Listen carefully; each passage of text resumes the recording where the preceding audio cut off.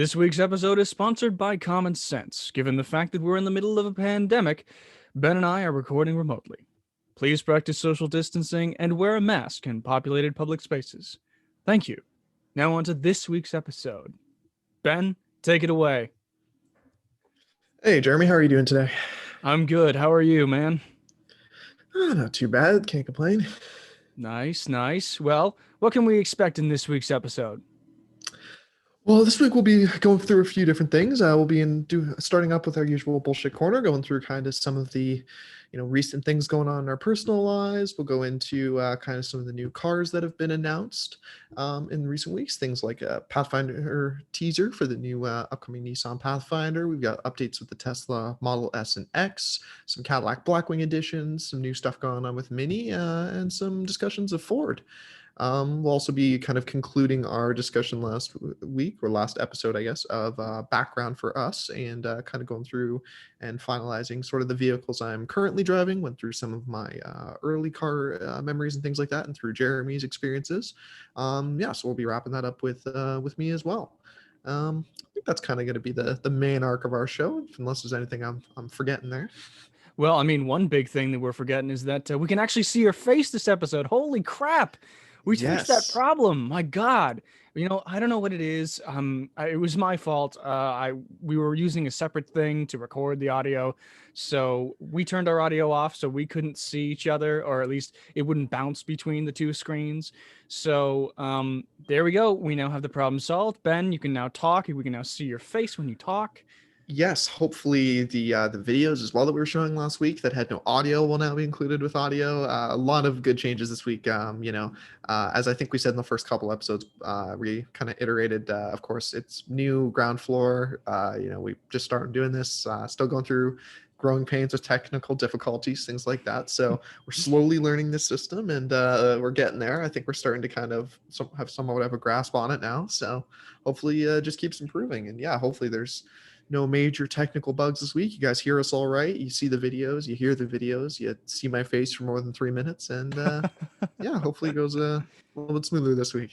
Oh yeah, well, I'm definitely looking forward to delving into this week's topics, especially being able to see your face. So without further ado, Ben, do you want to start off with maybe your Jetta mileage? So kind of starting off in our usual bullshit corner here.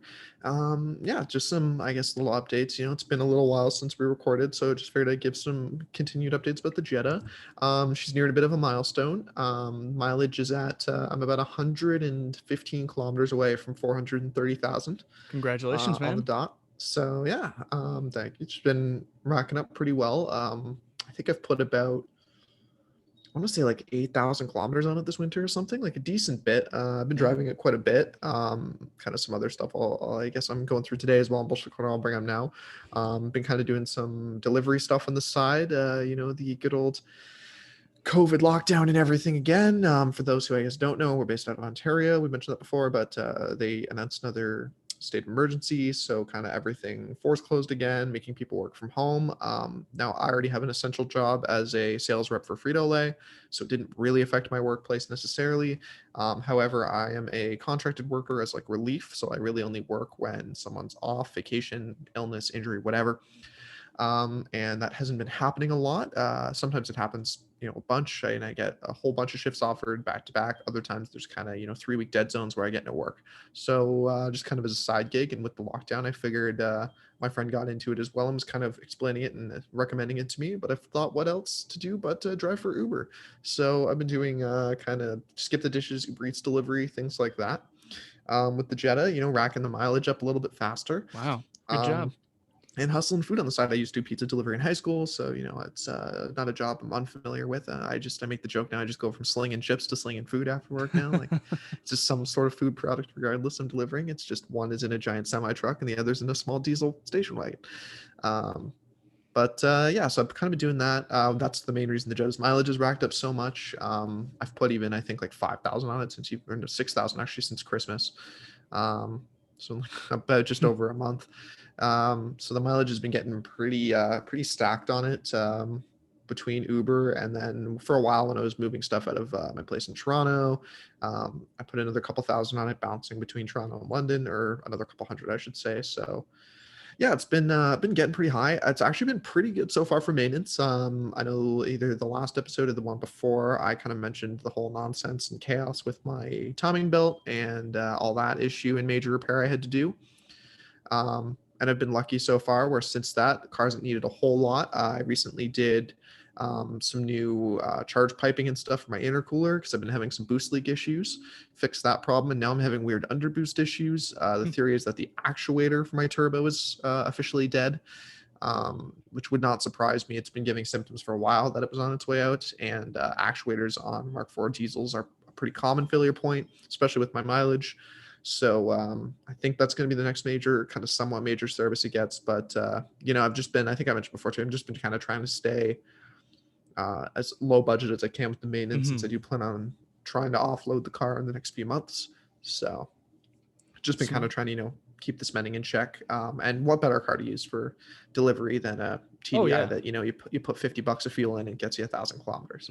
So I've been discussing this with my friend who uses his Mark 7 GTI for Uber, and even that car, he's like, because of the cost of premium, he's like, I'm making just enough that I can justify it. But he's like, if my car was like 5 mpg worse, probably wouldn't do this job at all. Which always makes me laugh when I walk around and watch the other Uber drivers. There's like a guy with an F-150 with a Coyote in it, which I'm like, the fuel you're spending does not justify what you're doing. Oh yeah. Not to mention the mileage. Someone in a C43 AMG, like a brand new one. What? No way. That's got to be like 22. So I'm assuming student parents gave him the car, wants side cash, doesn't want to ask for it from the parents, is probably the situation, something like that. Right. I can't see why else you'd be putting like 1,000 kilometers a week on an AMG to be making basically minimum, like not that high above minimum wage. So it's just strange. Even like there's a guy with a Charger, which even that, like even it's a V6, but I'm still like, that's barely probably economical enough to justify what you're doing.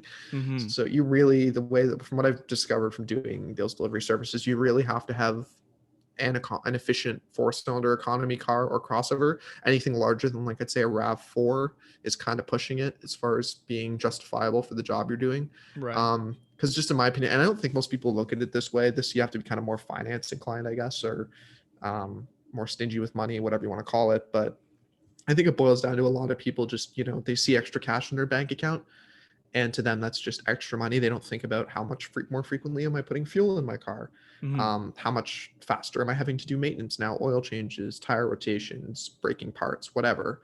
How much is my vehicle depreciating based on the mileage that's on the odometer? Like, is that really worth? There's a lot of factors that I don't think people really take into account with doing jobs like these. I'm again lucky with the TDI, where mileage on a diesel, once it crosses a certain threshold, becomes somewhat irrelevant. It's more relevant what the maintenance recently done is. Yeah. And then the fuel costs are obviously redundant. So it's really just a matter of, as long as I don't break parts too quickly, it's justifiable. So whenever I get rid of the car and upgrade, I don't know how much I'll keep doing the job. Depends what I end up getting and stuff. But yeah, been a good like way to just make side cash. I was working Frito last week, so I cut my shifts down a little bit this week because I had extra cash. It kind of varies. So yeah, works well as a secondary source of income. Don't think I'd ever recommend it to somebody as their only job, but for doing something for a little bit of extra cash, and if you have the right car for it, I think it's a decent idea. Nice. Very nice. Yeah, I think that's kind of been the main thing with the Jetta. Yeah, the new work and stuff too. What else do I want to go through here? I guess just as well, kind of speaking of work.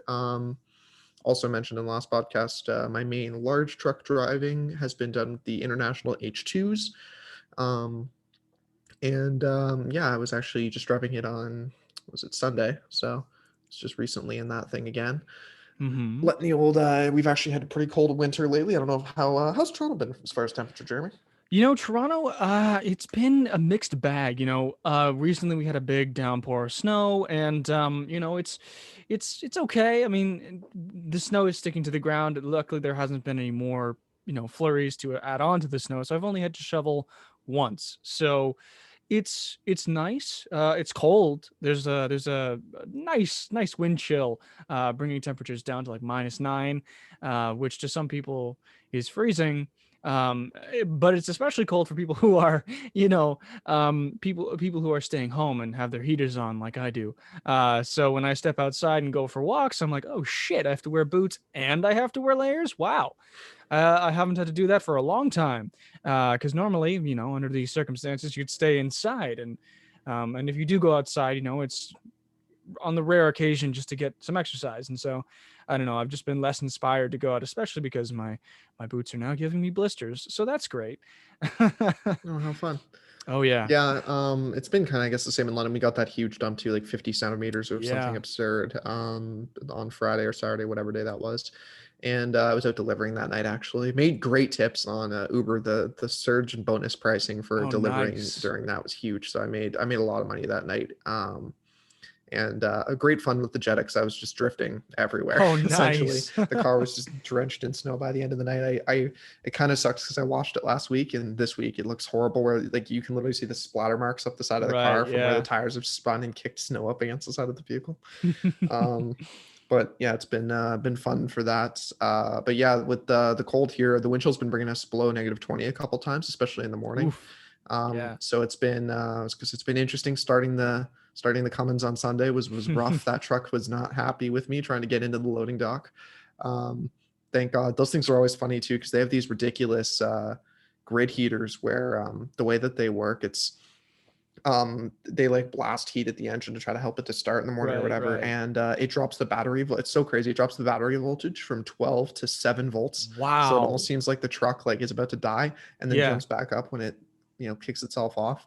Oh Apparently God. they even will kick on when the engine's like warming up to try to speed itself up as it's heating, and when the engine's running and the grid heater goes to kick on to blast it, it'll actually disconnect the alternator and stuff because and the power steering pump because the load is so heavy on the engine that it needs Wow. to like bypass them in order to like still have enough power to run.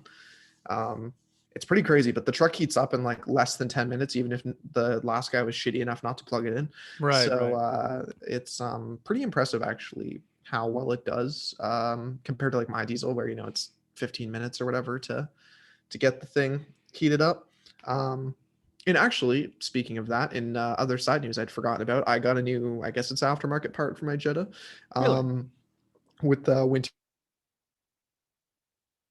and everything, I got heater for it, a like heater setup for it. So kind of like Nice. little flat, like it's kind of a set of block offs basically. You know how like trucks have those block off grills or whatever that Yeah. kind of put like netting and stuff in front of the engine grill to Yeah. Yeah. Yeah. yeah Yeah. prevent.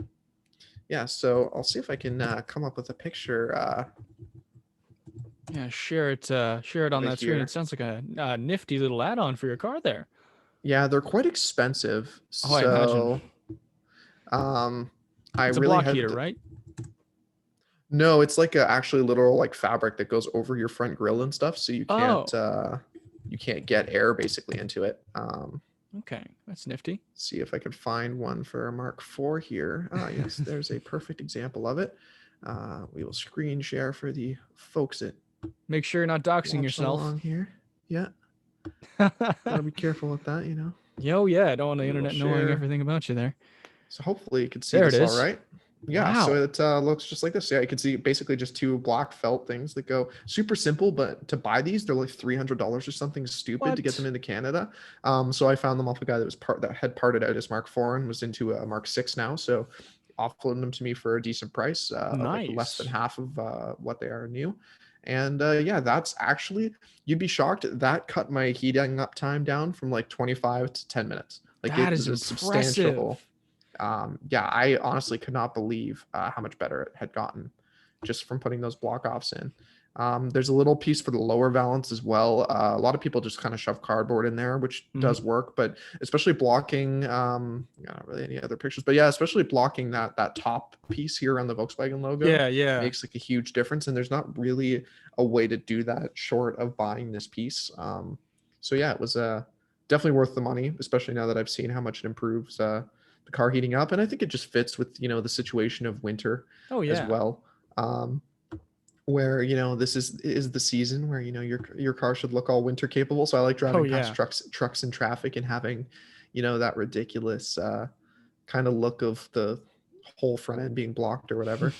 um Here's actually a nice, speaking of some old Snapchat things I had. But talking about how much it snowed here, my car, when I had to go dig it out one day, and was Wow. complaining about being an essential worker that day. It was not in the best mood to be doing Oh it because I'm my like God. a little Wow. buried. I did the old joke too, brush the roof off. I'm like, should I just drive around like this like most people do? Oh my I'm God. like, Yeah, only people do brush that all off the what's time. necessary. Oh And my I God. made this joke, and of course, what do I see? Like 5 minutes down the road, an Escalade with like this much snow on its roof, like a whole foot above it. And I'm like, oh, someone was, and like some middle-aged woman driving it. I'm like, oh, of course, some 4'11" person's too I laugh, but that short. is really dangerous. Like, don't do that. Oh yeah. Yeah, Don't. this day it was less bad in the sense that the snow was light, so it wouldn't Yeah. have, as it dropped, it wouldn't have been as bad hitting other cars. But it really just takes one more rainy day or cold day that to then build a layer of ice on top of itself, and then Right. yeah, one day Yeah. you just take out someone's windshield. Just take out someone's So windshield. It's ugly. It's real ugly. yeah, you gotta not a big fan when people choose to do that. Yeah. Yeah. Nice. Well, anyways, is there oh, I see in this something very interesting. Next car decision. Have you made up your mind? Yes. So yes and no. Oh, So I had made up my mind, kind of since last discussing. I believe it was episode 1, correct? That we went kind of through our I car. believe so. Yes, I do believe so. Yes, that's correct. Yeah. So we kind of went through Jeremy and me, both of our hopeful next vehicles or cars we wanted to own next. And I had spoken about ever since losing my Mazda, downsizing to one car, Yep. getting rid of the Jetta, as I kind of had just mentioned before too. There, how I'm hoping to minimize money putting into this car as I'm selling it soon. And I had decided after all the cars we kind of ran through last time, looking through my options, I was really leaning towards the pulling the trigger on a Fiesta ST. That was kind of the one that I was Yeah. like, I just couldn't stop thinking about it. Ironically, a couple recent, as you mentioned already today, I think Farah, but listening to a few recent Smoking Tire Oh podcasts, yeah. there was 2 or 3 where the Fiesta came up again, Mm-hmm. and people were, and Farah was just, as Farah does, plugging the crap out of it, saying how amazing it is. Oh, he loves it Someone so talked much. about, getting rid of it and getting like a GTI or like an older GTI or something as a daily, and Farah Mhm. was like, "Nah, it's too shitty, too boring. You want to have fun, keep the Fiesta." Keep Like the it's Fiesta. crazy how much I forget how much people plug and support that car, but yeah, I really had kind of started becoming a little more dead set on it. But then an opportunity kind of came across where my friend has decided to sell, and I don't even think this car was in discussions for me because I wasn't shopping for this type of car necessarily. But I had always said to my friend who bought one, if I was going to buy this car, I would only buy it to buy this specific model. If Hmm. I needed a new daily when you bought this car, I would have bought this car myself. Right. So I kind of opened myself up to this where he has decided to sell this car and was like, well, you said you yourself you would have bought it. So do you want it? And I'm like, I kind of do. So now I'm at a bit of a crossroads here where I've got to Ooh. either choose to pick up my friend's vehicle whenever I've kind of been just not giving, Are you gonna never let really us asked for a in? concrete answer. You gonna let us in on what that specific vehicle is? We're gonna wait and tell us later. Yes, I think I am going to let everyone in here. I'm Okay. actually right now just going to my my old Instagram to see if I I can really, find. really want to know. We're all on the edge of our seats here. Well, it keeps to my theme. Okay. It's not JDM. It is part of my German side of enthusiasm. So, Oh which I shit. guess people that know me shouldn't be too surprised with how many Volkswagen friends I have. But and Oh like wait, in I the think I know what Euro this could be. community, you might know. I believe I've mentioned this car We to you did discuss it before. a little bit. Yes, we did. Yeah, I so think we did. great. Facebook has a whole new UI they'd like to show me that I could care less about. Um, Come on, Facebook. We're waiting to see a car that Ben could potentially be buying. Come on. yes, because I Oh, know he uploaded, I think, a picture on Instagram, but I think he has more pictures of said car on the old Facebook. said car. So I'm gonna see if I can grab a couple pictures here.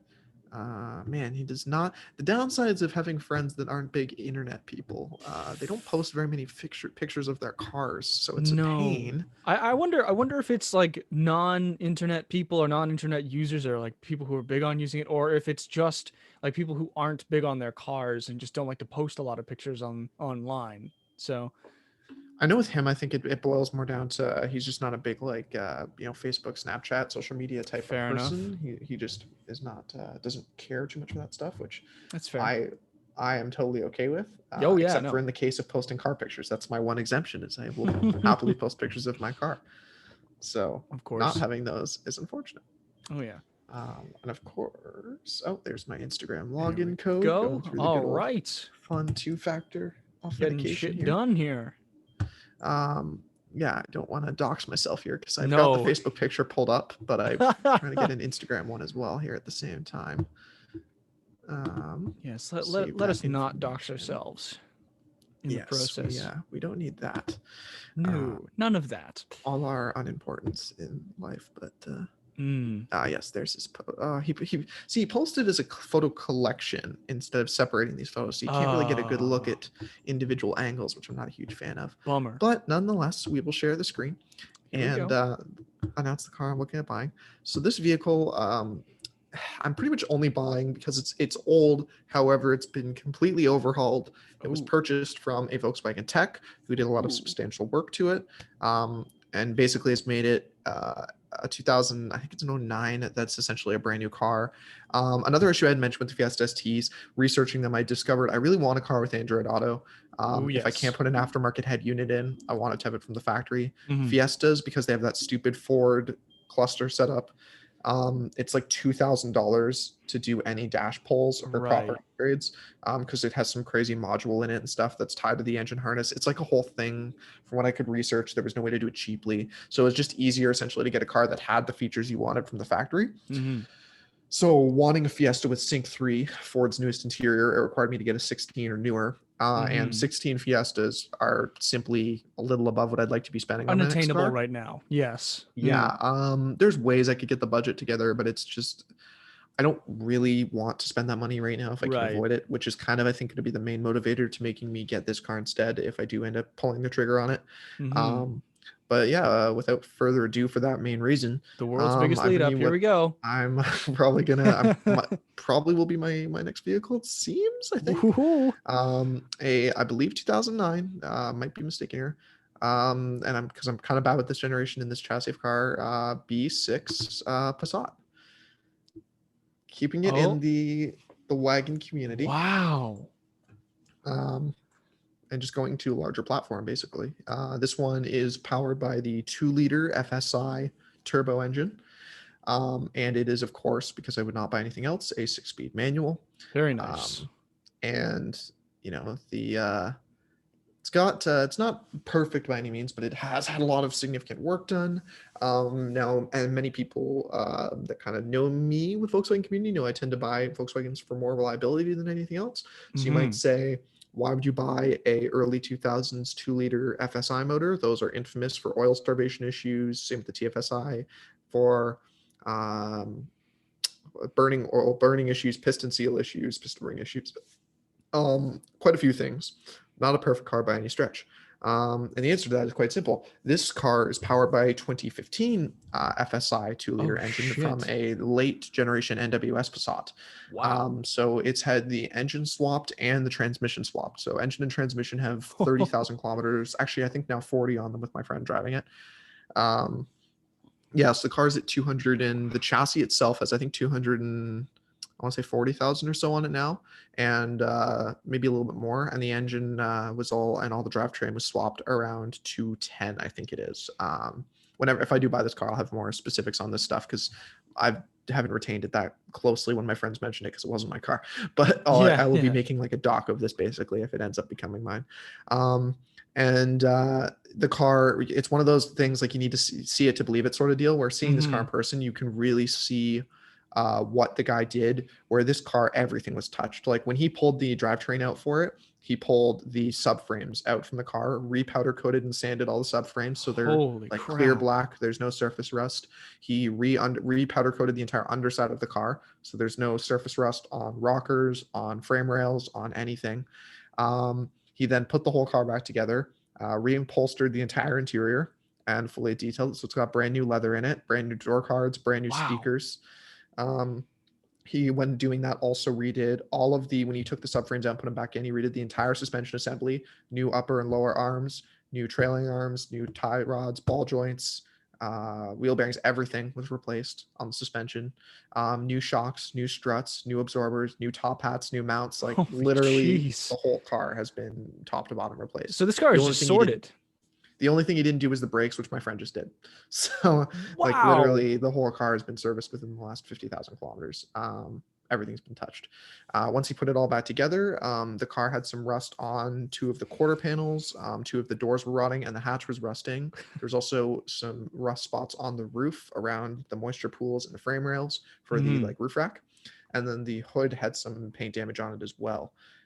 So we then took it to Volkswagen for the 12-year rust warranty. And this car, I could be misremembering, but I believe the front passenger door is the front driver's side fender and front passenger side fender are the only body panels that have not been touched by paint.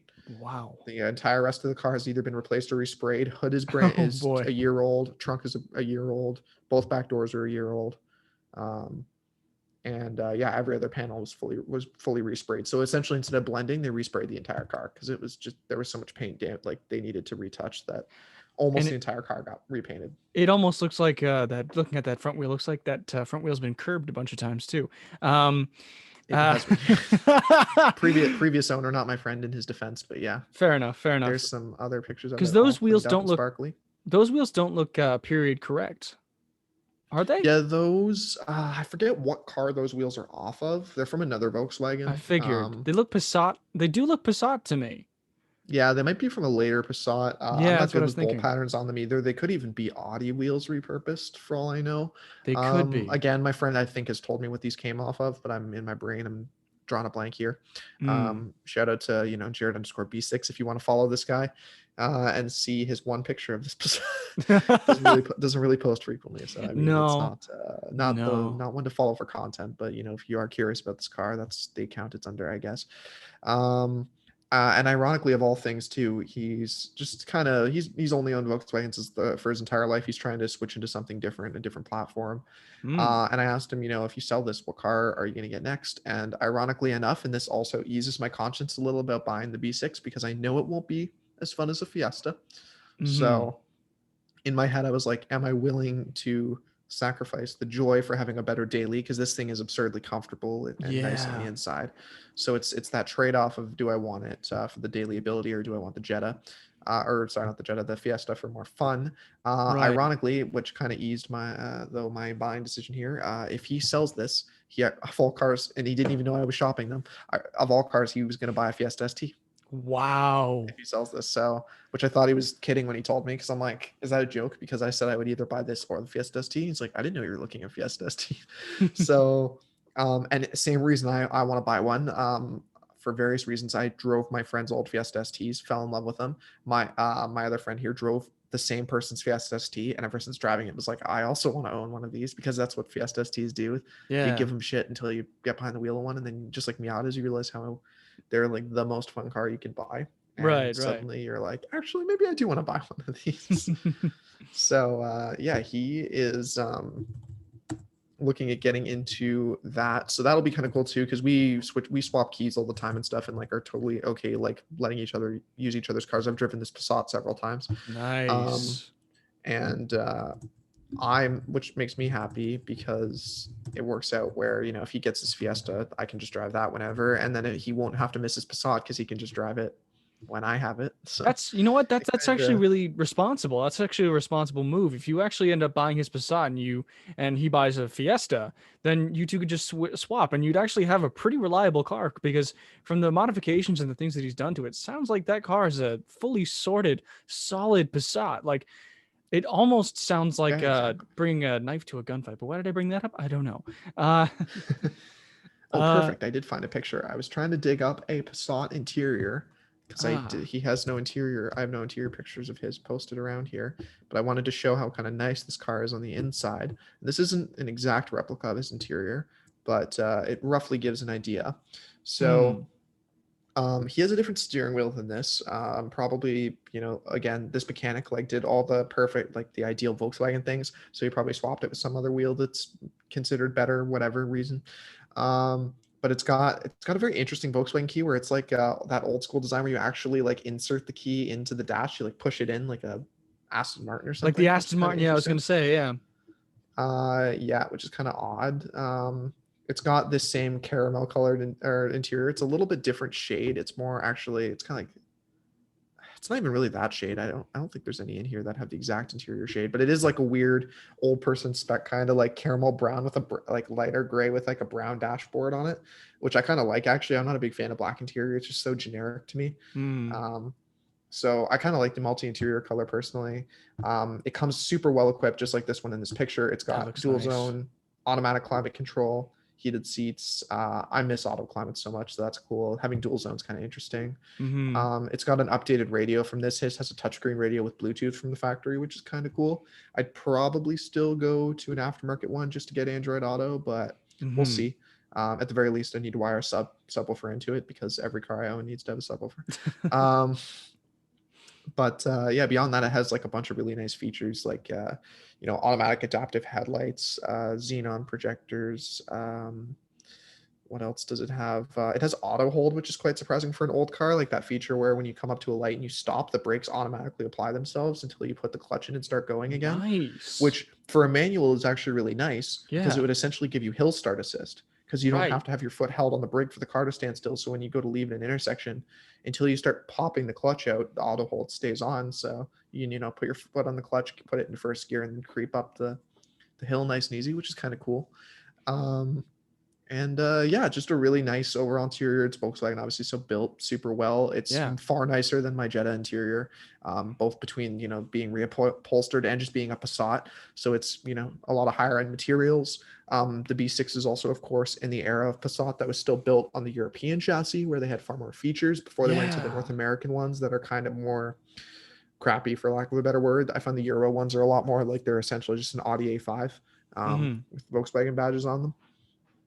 Right. So yeah, kind of cool upgrade in that sense too. Probably the craziest feature of all weird things the car has is it actually has a power hatch, like a fully powered liftgate. Really? Okay. Um, yeah, so using the interior trunk release, it'll power open the hatch, and same thing within the back. There's a button just like an SUV to close, and it Nice. slams the hatch down, which is kind of cool.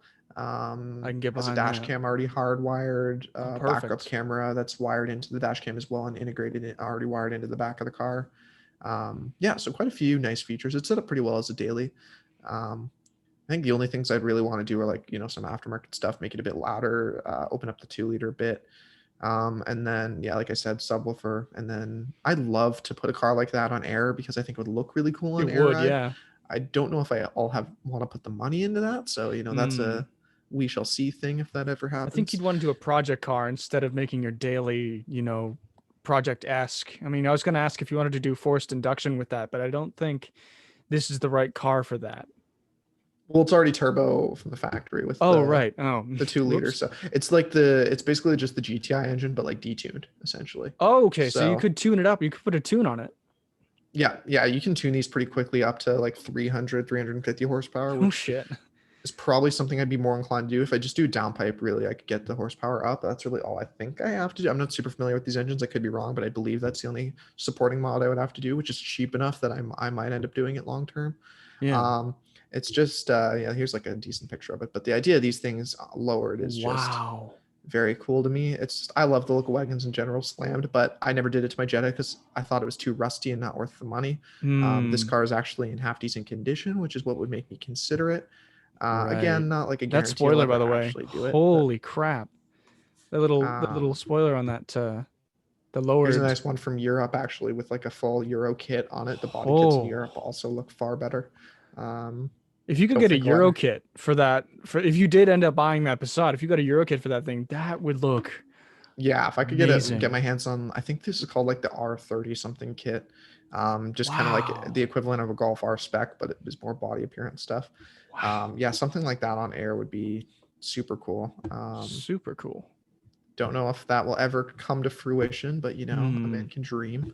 I Can like to I like dream. to visualize and ideal variations of cars I'm looking at buying. Um, Yeah. Try to like think optimistically, I guess you could say, or whatever before I I mean, I get have a my hands on spreadsheet one. on what I would do to a Mustang. I've already got like pages saved and mods saved on like AmericanMuscle.com for all the parts I'd buy. Subtle plug from AmericanMuscle.com, even though we're not sponsored. Um, I've got all the parts I would put on a Mustang saved. And it I don't know. It's nice to be able to dream and look at cars that you would like to have or could potentially have in the future, and just be able to do that. And so, yeah, I mean, you're doing basically what I'm doing here with an '05 Mustang S197. Yeah, exactly. It's future optimism or whatever. Oh yeah. Um, I wonder. Hopefully, the sound comes through in some of these videos too, because I just dragged up another one too as we speak about all these Volkswagens. I just thought I'd contribute as well as my one of my friends in the diesel community actually just got himself a new exhaust and tune on his Mark 6 TDI wagon. So I thought Ooh. I'd add that in because these cars are painfully stock originally, but this one now with its upgrades has gotten far better, I think. So hopefully this video is showing okay for you, Jeremy. There, Yes, it can you is. see her all right? I'm going to turn the volume down preemptively. And I've got the audio for the computer sounds sharing. So hopefully that should mean we actually have it Yeah, coming I through think in the I video should. here. She's got a nice lope Oh, to her now with the straight pipe. yes, it is. And once they heat up, it is just all boost noise. Listen to that turbo spool, man. Wow. Yeah, they are quite. And this car was anyone that's seen it in a stock exhaust on these cars know they're dead silent in stock. So unlike my car, which is kind of loud from the factory, Yeah, that is definitely not stock. You might want to turn the volume down a little bit because we're getting a little hard to hear you there. But that is impressive. Wow, I didn't know that they could sound that good. Wow. yeah, it's quite the upgrade, really, It compared to is. the factory with those things. It's pretty absurd, even compared to like mine, where the idle's a little lopey and stuff, but it's not inherently super loud, really. I mean, and if it is loud, it's engine loud. It's not really like exhaust loud. That one makes a lot more exhaust noise. Oh, here we I go. got a nice little cold start with mine this week too. The old glow plug light. Chugga chugga. Here it's been struggling a lot lately. Yeah, I can hear that. Holy crap. Cleans up enough if you know rev it out a little bit. Yeah, But yeah. she's definitely been having a rough go of it with this cold streak we've been getting lately. Mm. Yeah, I Has not imagine. been overly happy with it, but Mm.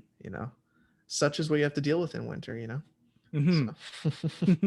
So now quickly, if you'd like to riff briefly on some of your bullshit corner stuff here, I just need to grab actually a charger for my laptop here. So Go I'm right gonna ahead. stop I sharing my guess screen and guess disappear I can quickly. just riff for a bit while I talk about my thing. So basically, I came across a few weeks ago while we were sort of on hiatus.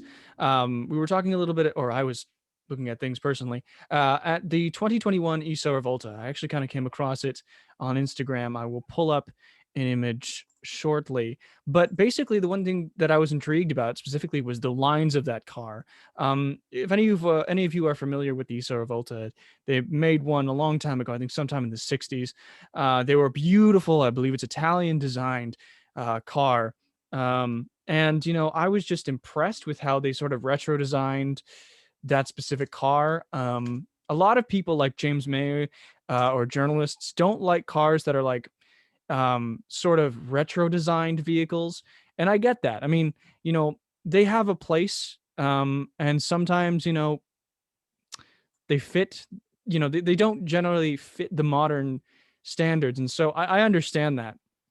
But with this car, I think they did a really good job with just sort of incorporating that design. I'm just about to pull up the image here. Oh, you have disabled, Ben, you've disabled screen sharing, so I can't, Hmm. I cannot show off the ESO Revolta. On Also got record. a great funny name because Hmm. makes me think of John Travolta, and my mother always calls him Revolta because he's not the most charming man sometimes, but we'll give him a break because he's gone through a lot, and his last movie wasn't thebomb.com. Give give screen sharing a try now. I think I adjusted the It's setting working correctly. now. There we go. I had to switch a thing to let multiple people share. So I was just briefly covering how retro design in modern cars isn't to everyone's taste, and I think that they did a pretty good job with this. I mean, this is based off of a classic car, as you can probably tell. If I just search ISO Revolta here, I believe it's based off of a 60s car.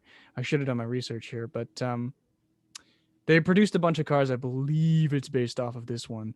Um, but I believe they did a pretty good job, like with this design. Like it is sharp. What do you think? Yeah, first impressions, I actually kind of like that look. I think, as you said, retro design doesn't always work, but I think sometimes kind of can in certain circumstances. I kind of like it actually. Yeah, it's kind of got a classic. I mean, it kind of seems like it pulls from a couple different cars in its styling. It I'm does, a little yeah. mixed on the front fender aero design, kind of tapering to the back. I'm not sure how I feel about like kind of the dual vent cutout there. Mm. Um, That nose is a little. I'm a little iffy on the nose. I'm starting to like. I've looked at it nose long is enough. very classic It is looking. very classic, but that grill with the two little nostrils that looks like nostrils. I don't know. I don't know. I have mixed feelings about the hood, but I do like the overall design gives me a Lamborghini Miura vibe. I don't know if Yeah, you I get can see that. the Miura for sure. I really like the rear three quarter. Yeah, these fender vents, kind of the Stingray esque front fender Yeah, cutouts. I'm not. you're not a They're a little fan? overstyled, I think, to my liking more than anything. I Yeah. don't think it's necessarily bad to have them there. I think the styling's just a bit much. Do those But I really wheels? like the silhouette. Love the way the Oh roofline yeah. tapers down. I love the buttresses on the back. Like Yeah. I think it's a pretty cool looking car from the back It end, is a especially. dope looking car. Look at that single exhaust, like single Yeah, like exit very there. Lamborghini as well, Very like kind of more Lamborghini. modern Aventador. As Yeah, you I can really see, like there's the the look of that. older ISO Revolta in the background if you can see that.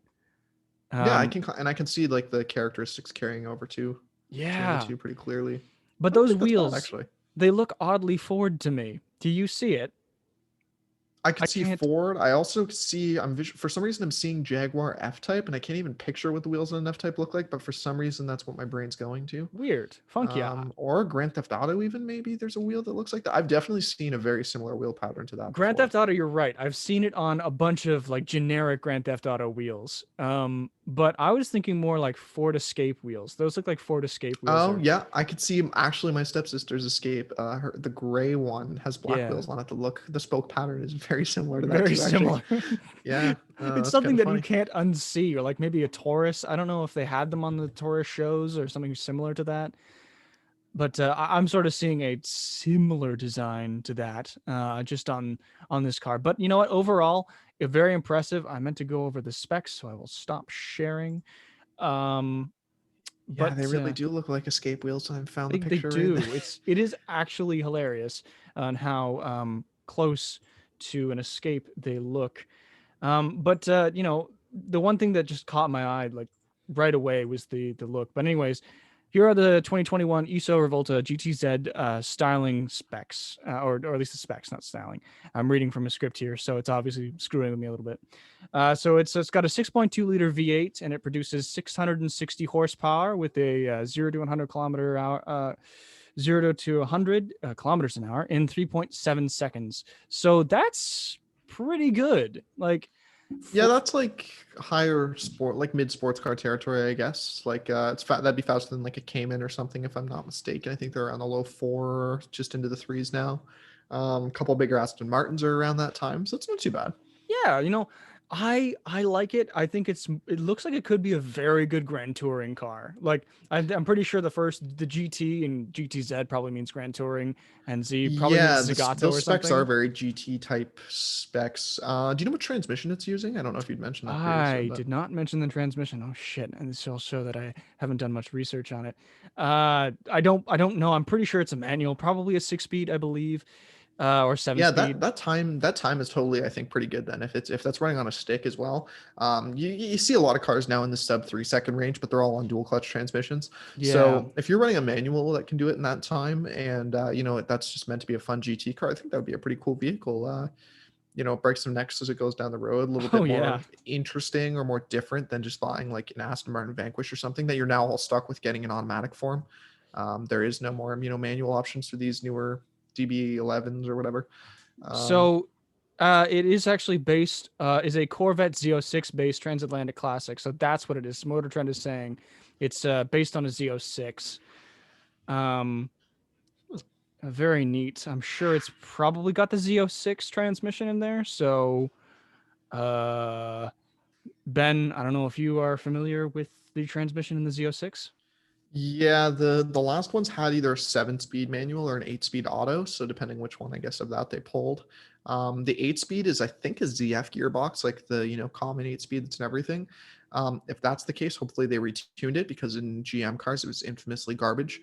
Mm-hmm. Um, if it's the 7-speed manual, that's a half decent transmission. I don't think any 7-speed manuals greatest for shifter feel, but Mm. honestly in 2021 any car that comes out with a manual, I'm kind of just happy it's coming with a manual at this point because Yeah, you're seeing less and less of it in general, so anything coming with 3 pedals is like a win to me. I don't really care how many gears it's got. right. And they're even saying in this article that quite possibly got too much power, and that it's having trouble putting it down.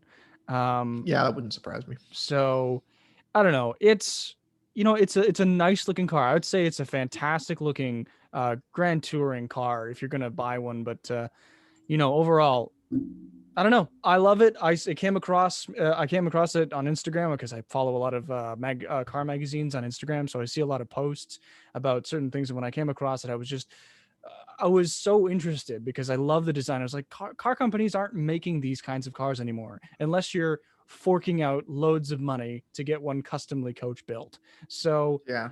you know, I don't know. I loved it. I still think I like it a lot. I mean, never mind those Ford Escape wheels. Yeah, first impressions for you are pretty good on it. It seems like an interesting vehicle. Curious to see more details as they come out with it. Maybe if Doug Demir ever gets his hands on one. This, yeah. But yeah, exactly. Yeah, it seems like it could be a pretty interesting thing. Yeah. Oh, yeah. I don't know. Do you want to So start with some news, Ben, or did you want to continue on this topic of Iso Revolta? I was just gonna say, circling back, Oh, okay. actually previously just to the um, Passat was I had grabbed. There's an old picture I was using for a lot of people as my example of like what would ideally be a really cool variation of Passat. So I was just gonna show that quickly Oh, as yeah. Go well. right ahead. I'm hoping with this car, I'm usually a guy that's bigger on building stuff with all blackout looks and stuff, but I actually kind of like the The chrome on the chrome. Passats. I Hmm. think it somewhat works if you get the right wheels to go It's a with it, strong things look like for that that. car. Yeah. Yeah, it's kind of already a luxury type vehicle anyway. So Hmm. this one I always see around, and I think is a really nice example. The paint's obviously in immaculate shape, so I don't know if this one could ever mine could ever strive to this point. Maybe it could. I mean, it has been resprayed, but I think this one is just like cleaned up in a way that Holy crap. looks very clean with like the setup. I think they're BBS LMs or something maybe. But if I was Jeez. thinking, yeah, go to a wheel that's I don't know if it will be all chrome or one with a chrome dish on the outside like this one where the outer lip is chrome. But I'd probably go to a kind of more flashy set of wheels. And then yeah, drop it low like something like this and clean the chrome up on my front end, finish it and everything. And I Wow. think it can look pretty clean actually. Are those by chance the Euro style front signals or no? No, they're actually signals from. They might actually only be F-Euro models. I know they're upper trim signals because the base models just have flat amber like orange, which Right. would probably be one of the first things I want to switch out. Even this one having this turn signal still be amber, I would almost want to have like the entire assembly ripped out and just put a clear lens in and then like a Yeah. white LED to I like just that a clean up the lot. turn signal look. Like that is something Um, that Mustang owners do. They actually tend to clear out especially with the '05 209s, they tend to take out the amber and put in a clear and then have like a switchback LED lights. So that would be a neat little modification for that car as well. Just have the running lights be whites. Yeah, if I could even just do like a white LED strip, like with a bunch of dots that just flash or something for the new signal, like I'd be much happier with something like Wow. that. Okay. Even if I had to still have it be amber, but I could upgrade the lighting quality so it's LED ambers, and the lens itself shows up as white, so you can't tell it's amber until it's flashing. That I would Mm-hmm. also be satisfied with. But yeah, just cleaning up that kind of headlight assembly a little bit. His are a little fogged over and stuff too. I just basically want to kind of clean the front end up and then lower the car, and I think it could actually have a pretty clean look to it. Oh yeah, no, that is a solid look for that car. I mean, like I've seen plenty of nice examples of that car, and I've actually looked online at pricing for those. And I think at one point I almost considered buying one for myself. I mean, even though I'm in no position to own a car, I live in Toronto, so you can't fucking park these things anywhere. And you're lucky enough to have a long ass driveway to fit more than one car. I think you could probably fit what, like 4 cars in that driveway? The driveway I have actually at home now, at my mom's place. We can only fit actually two in the driveway, but Okay. two there, and then one in the garage or whatever. At my Ah, dad's house, you can fit 4, 6 if you include the garage, but their garage is jeez. full of stuff, so you can never fit that Never many. fit stuff in the garage. Yeah. Um, I mean, it's the one thing I miss about where I grew up because, like, my old house in Belmont, I could probably fit 7 cars in the driveway, which really is nothing Oh, compared to how many friends I have in the country that you can fit like 20 in their driveway. yeah, no shit. But Yeah. If you live out in the that's country, it's like crazy out there. You could park as many cars as you want in the driveway. You could have Yeah, I like a mean, huge realistically, house you run out of party. driveway, you just put them in the field. So Yeah, yeah. that's usually your. I mean, even my friend does that where they have like a pad in their back. They can fit like 10 in their driveway, but they still have a concrete pad in the backyard with another 5 cars parked in it and quads and jet skis and stuff. So Amazing. such is the country life. I love the idea of the country life because you have all that free space, but I don't know. I mean, there's something about public transit that appealed to my parents, so no country life for me. Ah, Yeah, it's a mixed bag. It's got its ups and downs for sure. As oh, someone that's sure. lived both, but yeah, the so it'd be a cool conceptual vehicle. Not the only new car or whatever, new vehicle around the fleets. Now this isn't one I will be driving, but it is one that kind of has been added. I'll have to see if I can grab a picture from it next time I'm at the office, and maybe I'll throw it up next week. But Hmm. we've officially we're changing at work there at Frito Lay. We're changing some purchasing systems and just some setups with how the company is operated. And because of that, we are officially getting rid of all of our rental trucks. We've finally kind of bit the bullet and decided on the fleet trucks we wanted to add and what we wanted to purchase. So it means a couple different things for me. Um, Sounds All good. right. It means a couple different things for me. So, Yeah. yeah, the kind of, I guess, like main thing um, is that my route is going to be gone. So, while Jeremy steps out here, I'll just continue to expand on this. But yeah, well, my um, route will be gone. The one I've mainly been working with, that international I previously mentioned earlier. Um, that route is like completely being eliminated. So I won't really be driving, I don't believe, large trucks anymore from the sounds of it. Just some changes with the company structure. And I will be focusing my time in driving sprinters and transits, which, yeah, that truck is being returned to Penske, so along with all our other internationals. We're downsizing the fleet a little bit. I believe we had 6 or 7 trucks before. And then we're now downsizing down to 5. Yeah, it would have been 7, sorry. So yeah, we're going from 7 to 5. And with that, we purchased trucks now that we've decided, because when they rented these trucks originally, they knew this route change was going to happen and there would be a redundancy of extra trucks. So until that was decided, they just had chosen to rent. So now that they know concretely how many they needed, they purchased a set of Peterbilts. We'll see if I can maybe wrangle up online here some designs for them, or the type they purchased, I guess I should say. But yeah, honestly, we tend to buy internationals for Pepsi as it is. So I kind of figured, because Pepsi had an international fleet and we rented a set of internationals, that kind of inherently meant that we would kind of continue the whole trend of internationals, I guess you would say.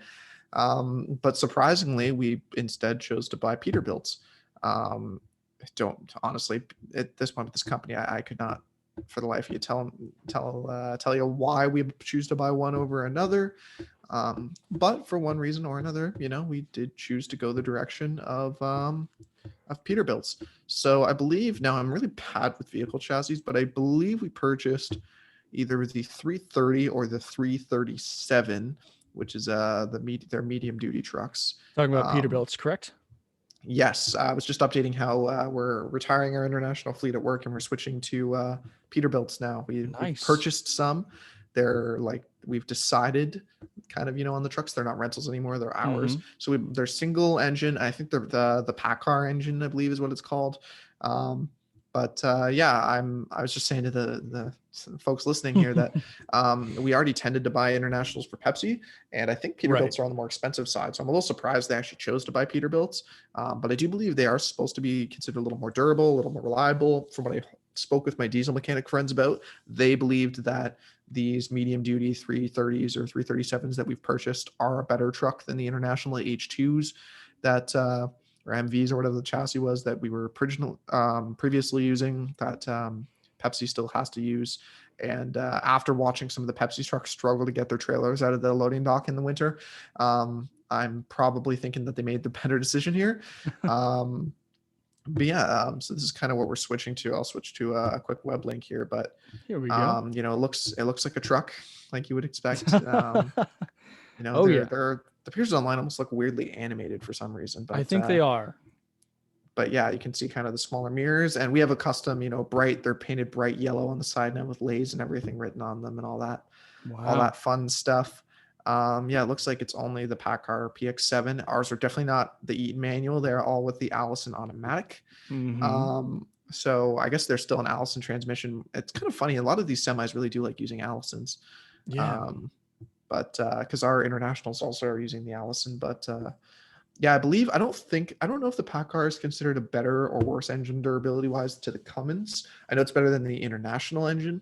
But otherwise, I'm not too sure. The interior is far nicer in these. They look somewhat like a real truck. Yeah. Our internationals are very bare bones, kind of minimalist interior.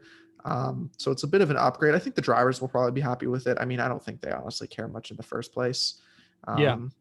But I do, at a glance, to me, it seems like a better decision than the internationals we were previously using. So I think it would be a 330. I can't really honestly tell the difference. This is supposedly a different model titled the 337, but to be honest, they kind of look like the same thing to me. I'm not too sure what I'm looking at differently I think here. there's like a small Although it's looking like it's meant for more heavy duty uses here. Yeah. By the images, the interior is definitely different as well. It looks like it's more built for long term use. It's got 3 whole seats too. Wowza. Now, I believe we don't have also seem to have, although these are our mirror designs. So, and they do have the pass through glass in the door. So yeah, to be honest, I'm not too sure which one we bought, but I believe it would be a 330. That would be my guess. That makes I don't sense. see why they would buy any heavier duty model, to be honest, because like we're at the end of the day, you're hauling chips. The gross weight of the load is pretty minimal. I'd imagine so. Yeah. As seen by me this weekend, ironically, actually, I had my first fun experience with Service Ontario's roadside inspection. I had to go through one of those wait stations. If you've seen them on the highway before, trucks enter when lights flashing. Yeah. I've finally got the cursed inspection where usually I'm lucky and the light never goes off and I go past the station out by Putnam. But I actually had to pull the truck in and go through the weigh station this week. Which is a weird experience because I was so not used to it. And of course, it was a day where I was already running late. So I'm like, oh, great. Now I get to add the adventure of stopping here. And but the guy basically just waved me through once he was like, once I'm like, oh, I'm just hauling chips. He's like, oh, okay. All right, just go through. Yeah. He's like, yeah, because they're really looking for either unsafe trucks for the road, unsafe trailers for the road. Unsafe trailers far more common than unsafe trucks from what I've seen. I don't have a trailer, so that's redundant. And unsafe truck, he could see it, and I told him it's tagged a Penske rental truck. The truck has 80,000 kilometers on it. It's kind of not a lot that could be broken anyway. Like it's obviously early in its life as a work truck, so and it does work flawlessly. So that they waved me through pretty quick, luckily, but kind of an interesting first experience. But yeah, the company fleet switching to that, and my days of truck driving are probably done as far as the larger ones, which is a little sad. I enjoyed my time in the 5 tons. There's something about the scale of those things that's entertaining, but I think my time is, from what I've heard, is done with it. We've got them till the end of February, so totally a chance I'll end up having to work that route again. Nice. I never get any warning. As of Saturday or Friday, I wasn't working on that truck Sunday, and there I was Sunday working on it. So still totally a good chance that my coworker will call in sick again and I'll end up needing to use it. But here's hoping. I still treated it like it was my last drive. I was going to miss the girl. Yeah. I threw, I wonder if I actually have pictures of it, because I think I did take a picture. Didn't you take like one picture and show it off in one of the episodes of the podcast, like last episode? I did, yes. I was thinking actually more so I at one point had taken a picture of the what's it called? The actual engine, I should say, of the truck. Oh, so you had the clamshell open.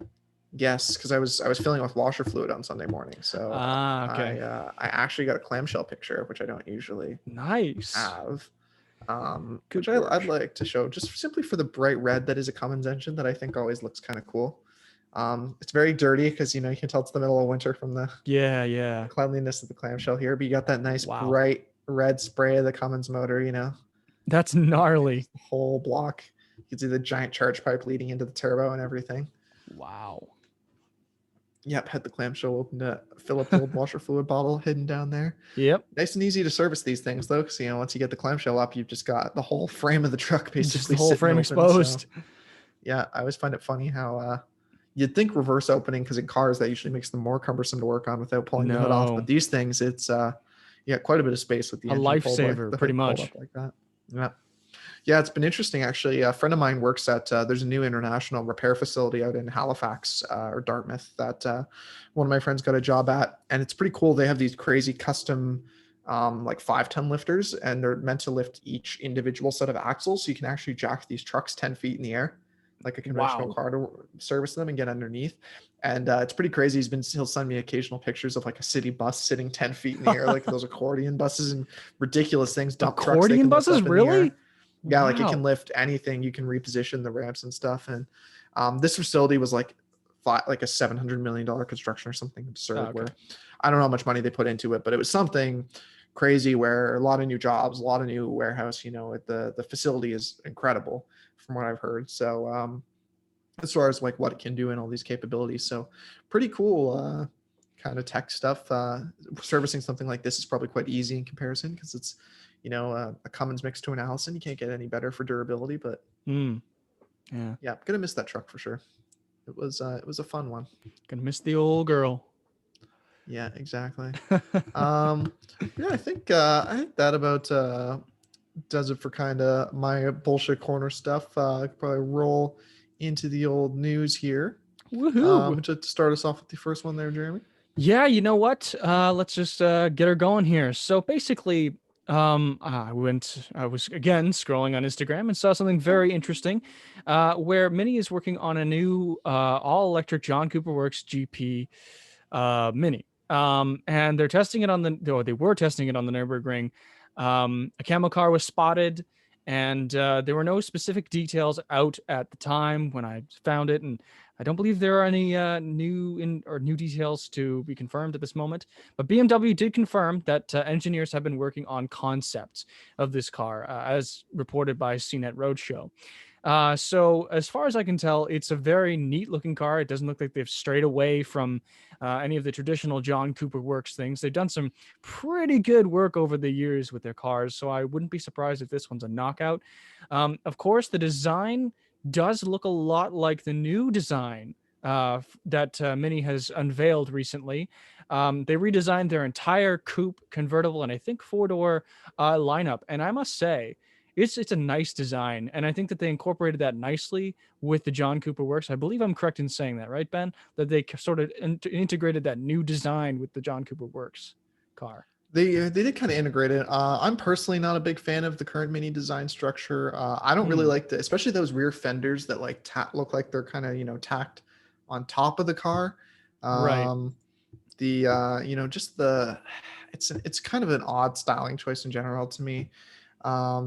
I think Doug DeMuro might have talked about it when he reviewed the newer Cooper JCW or whatever. But Hmm. I just think it's a little just kind of, I guess, kooky looking, for lack of a better word. It's Right. just a strange. The rest of the styling I don't mind. Yeah, like it's these, even the front fenders. It's the choice to kind of like square them out and kind of Right. Yeah, do the I thought it weird was I thought it was a bolt-ons. little questionable. You're right. It was a kind of a questionable design choice, but I think it was a bold move. And I must admit, I'm a fan of companies that take bold steps to try and do something new and funky. I mean, maybe I don't know if it's Active Arrow. Did Doug say anything about it being Active Arrow or anything? No, I'm not sure actually. I wouldn't be surprised if they do have some sort of aerodynamic benefits for shaping it that way. They might. It's just Yeah, crazy when looking at pictures like like this beside a conventional non-fender flared one. I just feel like yeah, this is such a cleaner look it to me is. Yeah, than like the GP. But the GPs have never really been an no, understyled car. They've always been a little like ridiculous. yeah. Um, like if I go to like a 2011 GP or whatever, I think these even still looked pretty They were crazy. they were crazy for that year. For all any kind of GP car, they've all been Yeah, I think kind of there's an older crazy. gen one, and even I think that one doesn't have the extra body kit stuff either. that they offered in that era. So they were always a little ridiculous looking, I think. I remember just Um, there was a Top Gear episode when they were showing off like three different kinds of minis. It was an old series, and I remember them just showing off the different ones. And I think it was in 2006 when they were doing this episode, or 2008. And I just remember seeing the original Cooper. Then I think there are like three stages of Cooper that they were showing off. Because I don't know, is there another company that does Coopers other than obviously that John Cooper Works GP stuff? I'm not too sure. I know all the like, there's quite a few Mini Cooper models now, so Yeah. it's it's a little hard to keep track of, honestly. Mini's one of those companies I don't follow super closely either because they've never grabbed me particularly. If anything, I would have a classic one with like a Honda engine swap or something. I don't think I really touch the new ones too much. I don't know. I'm just a fan of like the new style. Like I don't know why. I mean, I don't know. It's just modern minis generally get a lot of flack for being big and bulgy and not really following their design, their original design.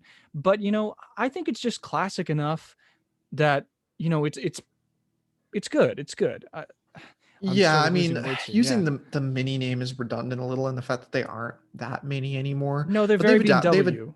they've adapted to the times though. I mean, do you really? No one's gonna buy a Mini Cooper that's smaller than the current one. No. No one, like the four doors are big sellers for a reason. People want the Countryman's because they want the idea of a Mini, but they want space still. I get why the company. It's like the Mach-E thing where they kept the brand cachet name. That Mm, one I have more problems with in the sense I don't know if it was as wise of a business decision. mm. But I think in the case of Mini, I think it's just them trying to make money, and I get it. As much Yeah. as I don't like the cars that much, I get why they're building them this way, and all the ways I would say are more classic Mini. Even if they did that, I still wouldn't buy the car. And at the end of the day, that's why they're not doing it, because I, who am complaining, would not buy one, and those who Yeah. aren't complaining and are buying them would also now not buy one. So they kind of lose their entire market if they try and do the classic car thing. Well, So I wouldn't even buy the bigger minis because the bigger minis look worse. The bigger minis look worse than the small minis. So like I've sat in a Clubman, I've sat in a Countryman. Both I was extremely displeased with the space and the way that they utilize their space because if we go back to Mini's roots, I we actually have a 1982 Mini City sitting in a shed. Um, they use space really well in that car, and I think that should have carried over with with the modern styling and designing. And yes, those true, people who actually. design those cars are going to say, you know, you have to have it. You have to have those thick pillars. You have to have those thick crumple zones and stuff like that to make sure that the car is safe. So that means you do have to sacrifice space for, the size, right? So Mhm. I get that. And so I don't know. I think the execution was poor when it came to Yeah, I redesigning even that feel mini. like regardless of crash safety, there is better. And I could be wrong. I'm not an engineer, so, Yeah, but it seems like there would be better ways to package the interior because it's not the most cleverly designed in it's general. not.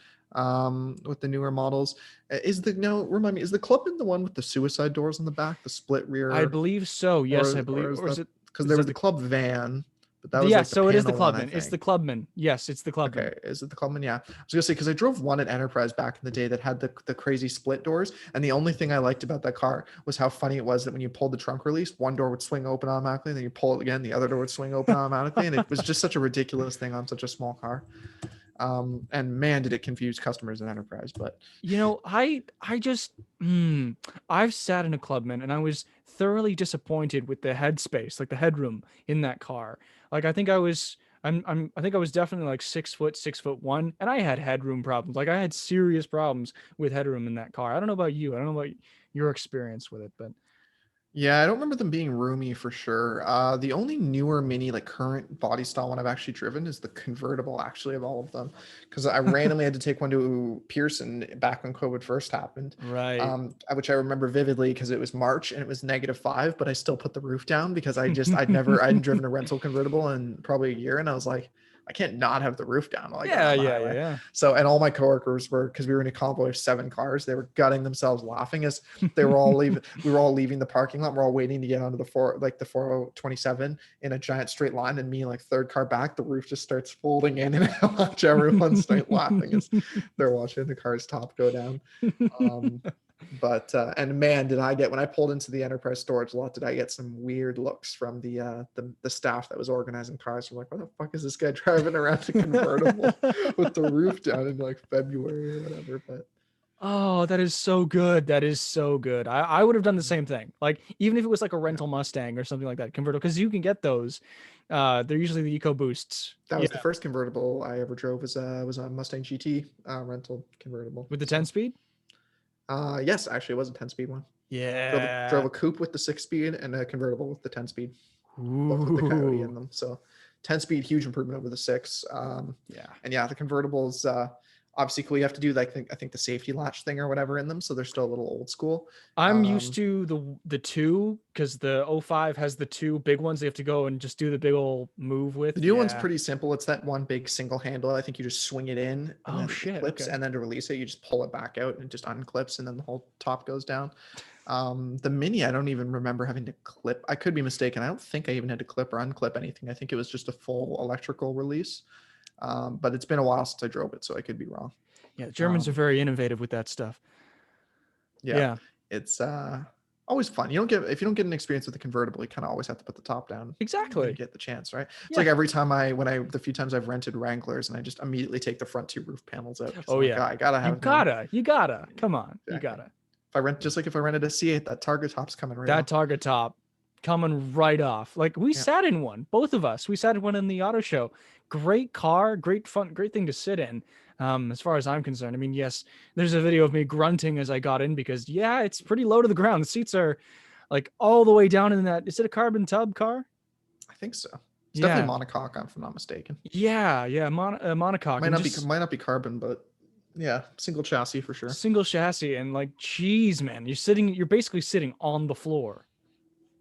Yeah. Yeah, they're not a practical car in that sense. Oh no, no, no, no! You can't be an old man and have that car. I think I think the traditional Corvette man won't be able to fit in that car, if you know what I mean. The jorts wearing, Yeah, wife beater. I've heard if you get, I think, the basic interior pack, whatever ones don't have the performance seats, I've heard you get a lot more bolstering space where you can sort of start to fit some bigger people into them. But Right. I'd be curious to see, yeah, like a side by side test of someone that's like 250, 300 pounds over 6'4", trying to fit in like a C7 versus a C8 vet. I'd be interested to see the side by side of it. I would definitely love to see that. That would definitely be really interesting to see. But I guess in other news, Ford CEO Jim Farley teases the new Raptor via a tweet.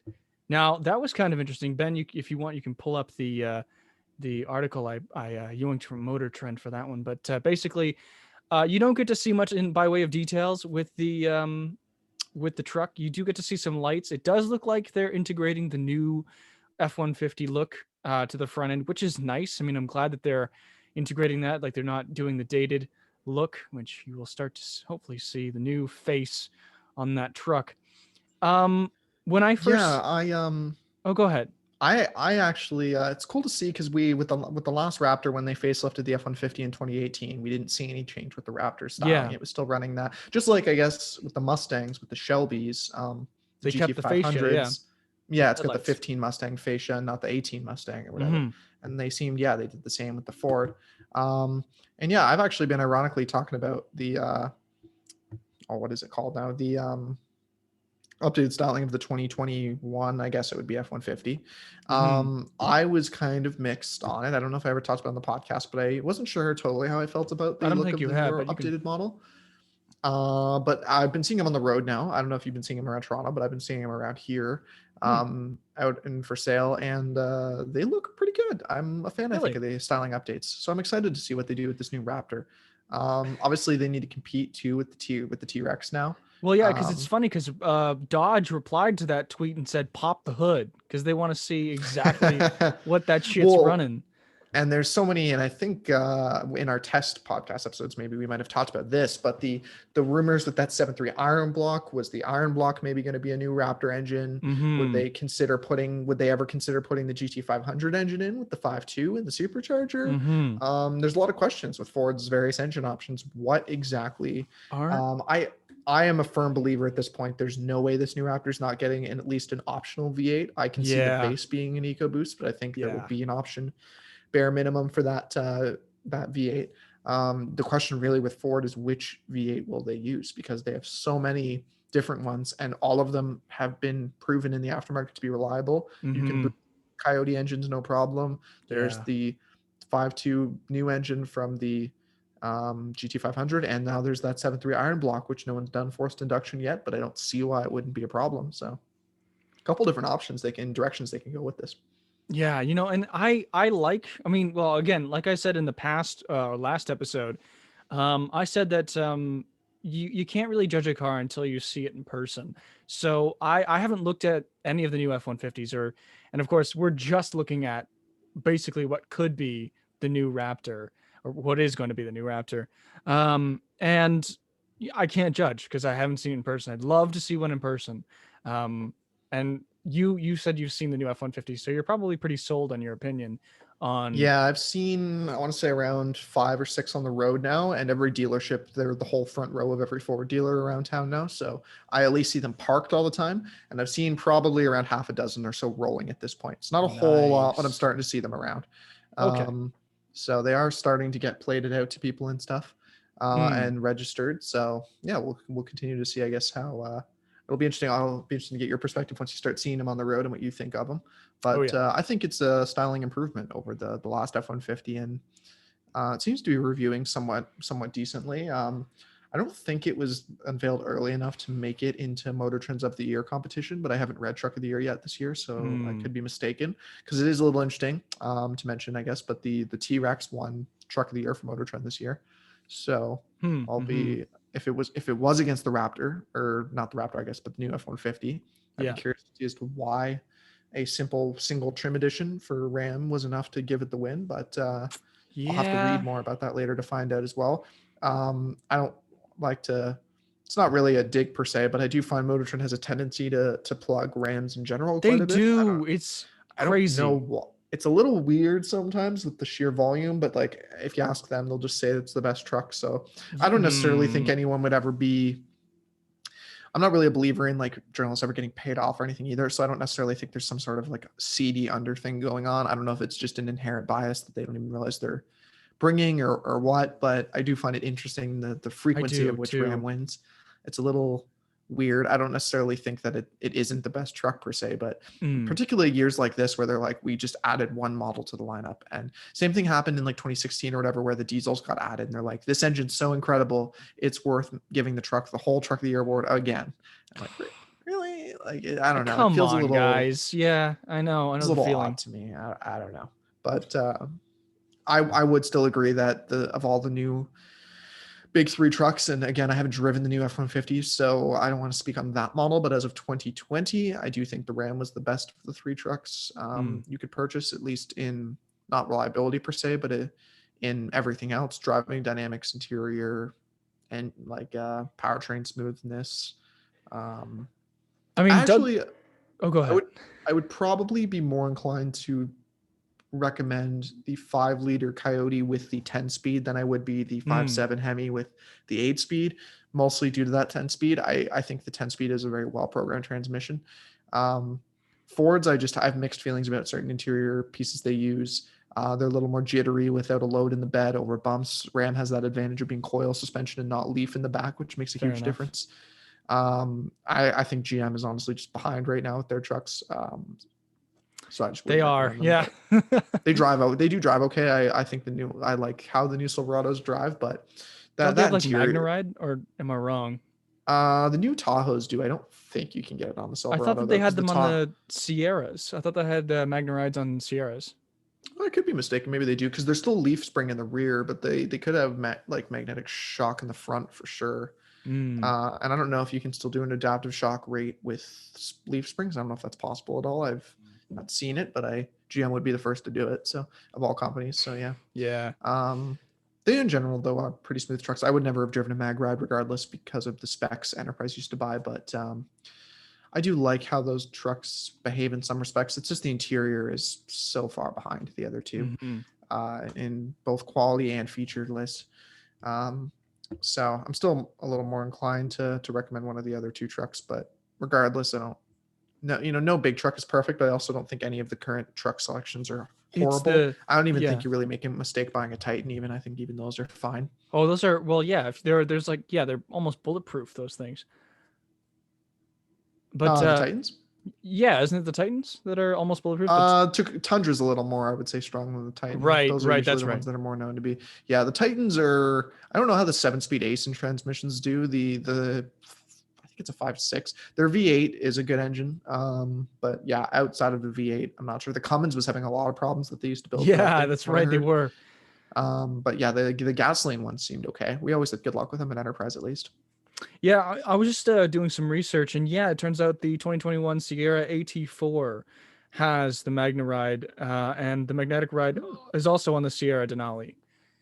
I think Interesting. it's So they have probably done a more magnet. common in the Cool. Denali. So Interesting. Yeah, I guess I haven't had a chance to try that. I don't drive the Sierras ever either, so that's pretty cool though. Actually, nice addition for the trucks. Probably makes them. They were already riding fairly comfortable to begin with. I think the Ford was probably the roughest of all of them. So, adding to that, I think will be a nice addition for GM to try and be somewhat more competitive. I still think the interior is where they need to focus, but um, that's just my opinion at least. it's not a bad opinion. It's a fair one. It's a good one at that.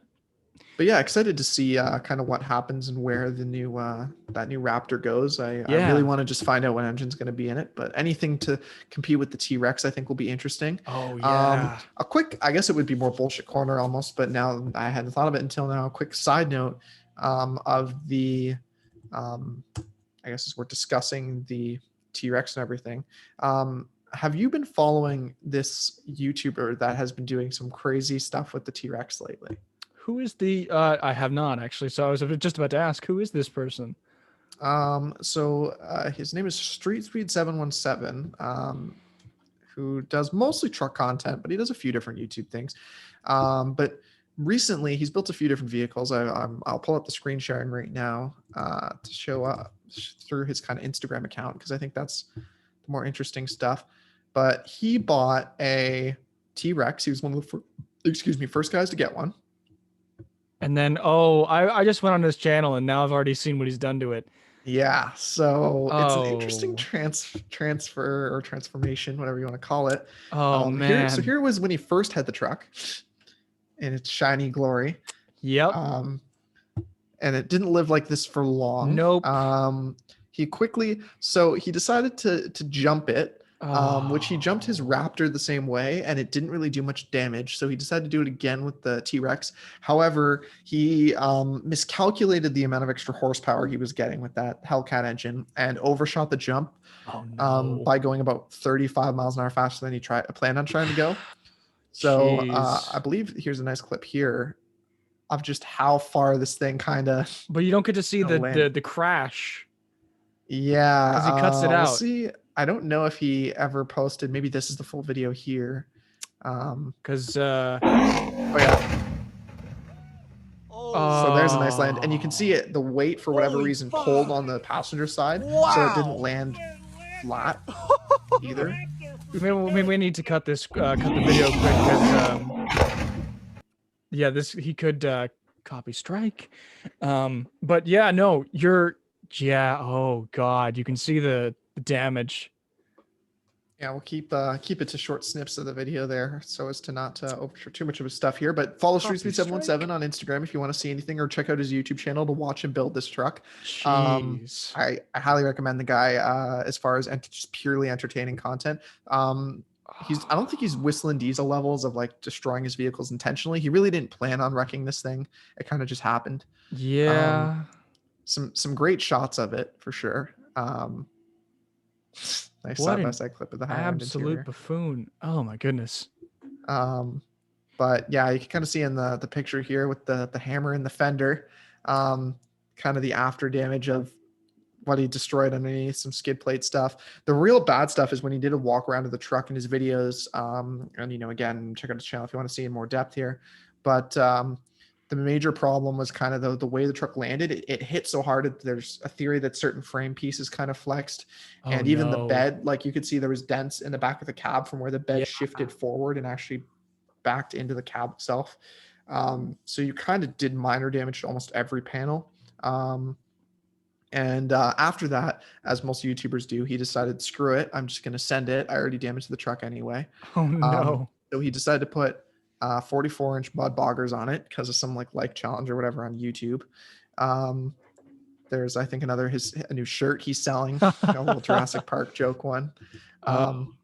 And he did a lot of damage where, like, I think you can actually see in a drag video here. I won't actually play the full video, but Well, it says just TRX1, so you already get the idea. yeah, it's faster. But to show kind of quickly in the clip here, you can see he has no back glass. That was one of the things that also broke when those back wheels on the jump lifted and landed again. They shattered his back window. So the truck's also like full of glass. My And then yeah, here's a God. better picture of it where he just attached 6 Chinese spacers on it, and he's running ridiculous mud boggers. And Ooh. now just used it. And the one thing that almost bothered me more than anything for some reason in this video is the fact that he kept off-roading it and driving through this mud with the windows down. So his interior is now just caked in mud, which I feel kind of bad for the car about.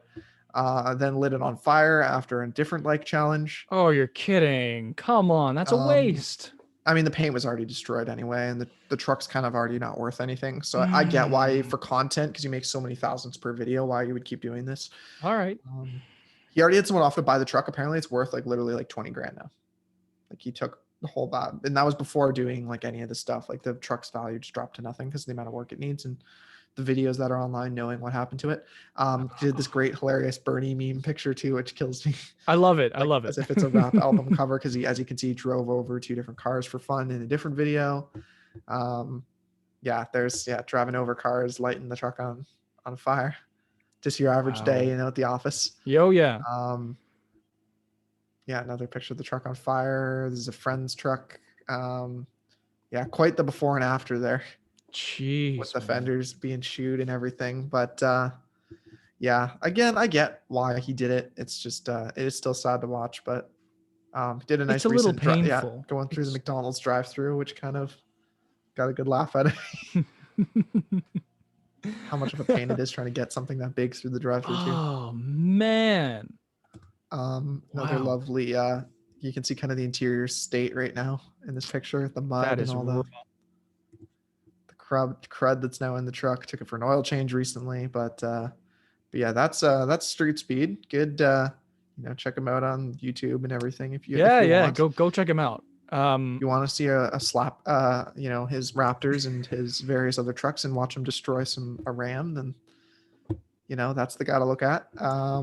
Just a little concluding thing, I guess, to our previous discussion of stuff with the Raptor. I thought that'd be an interesting one to mention because it's one of the first T-Rexes I've seen, and it's a more interesting way to take the direction of that truck for sure.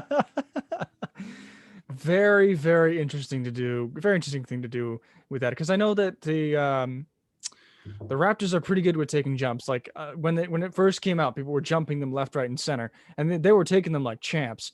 And just, I mean, yeah, sure, he overcooked it. That's the argument. He overcooked it. The estimate is he was doing, I think, 80 miles an hour when he hit that jump or something, like and he went over 20 feet. So. Oh no. Yeah. So honestly, it was actually funny. Actually Bilstein called him after seeing the video that also makes the shocks for these these T-Rexes as well. And they said they offered they would fully replace his whole suspension in exchange of him sending them the shocks in return, because they wanted to disassemble them and see how they worked, because according to Bilstein, that truck shouldn't have survived the landing. They actually thought the shocks would have blown, particularly with the weight of the back tires that were in it. They were like, we don't think your truck should have even made that jump as good as it did. So send us all the, so like people want this truck to like literally dissect it and see how it survived. Cause like that's smart. It actually did better apparently than companies were expecting. Wow. Most of the damage really just kind of came from how it landed. You can kind of see because the way the nose dipped, that's what caused the lower skid plate to push in. Right. When it pushed in, it also broke 2 shock reserve brackets because they have extra shock, fluid reservoirs or whatever hidden inboard of the suspension that are meant to help take the jumps and bumps and stuff. Those both the brackets that like they still worked, but the brackets and mounts that held them in place fell down. So those are kind of like we're hanging loosely, but again, that's due to the angle of landing, and it also broke the battery mount, so the battery just like Oh. fell out of the truck basically. Same thing, the way the truck landed, it's just the shock of that one corner. Hmm. So really, honestly, it's funny, but if the truck had landed flat, even with the speed, it might have been fine. Most of the Yeah. damage just came from it not landing smooth. Yeah. And he got lucky where if you look it up on his channel, there's another video way back of him doing the same thing with his Raptor, and it landed totally fine. All it did, but he did the same thing and had 4 extra tires in the back. So he broke the bed mount on it, like the weight of the Ah, tires hitting it, snapped one of the cab, the not cab, the bed mounts. bed mounts. Yeah. And that was it on the Ford. It didn't dent anything, no damage. But he also took the jump at like half the speed and Yeah, I'd imagine. went less than half the distance. So credit to the T-Rex, it survived fairly well. I Yeah. Yeah. appreciate. There's a really funny. I'd recommend anyone watching his fire clip on YouTube, just because it was a very funny clip in my opinion. Of he does like the classic bit at the end of the video where he's like, "I know you guys did the like challenge for the fire, but I like this truck a lot, and I don't really want to set it." And as he's talking, the truck in the background is slowly burning, and he turns around and his friend's holding like a jerry can beside it and a lighter, and he's like, "Latash, I told you we weren't gonna do it." It's like the classic, like stereotypical Oh my God. YouTube video. So I got a good laugh out of it. But Yeah. Yeah. Got to get a good laugh out of that. At least he's making money on this. Like he's not out a bunch of money just for destroying that Ram. yeah, I think he said he's actually almost paid for the entire cost of the truck Oh, from like the videos he's posted from it now. So when you get that popular, you can do that. yeah, perks of Um. having over 1 million YouTube subs. Oh hell yeah. Let's aim for that. Yeah, exactly. Oh goodness. Well, anyways, did you also want to talk Cadillac Blackwing? Because that came out recently.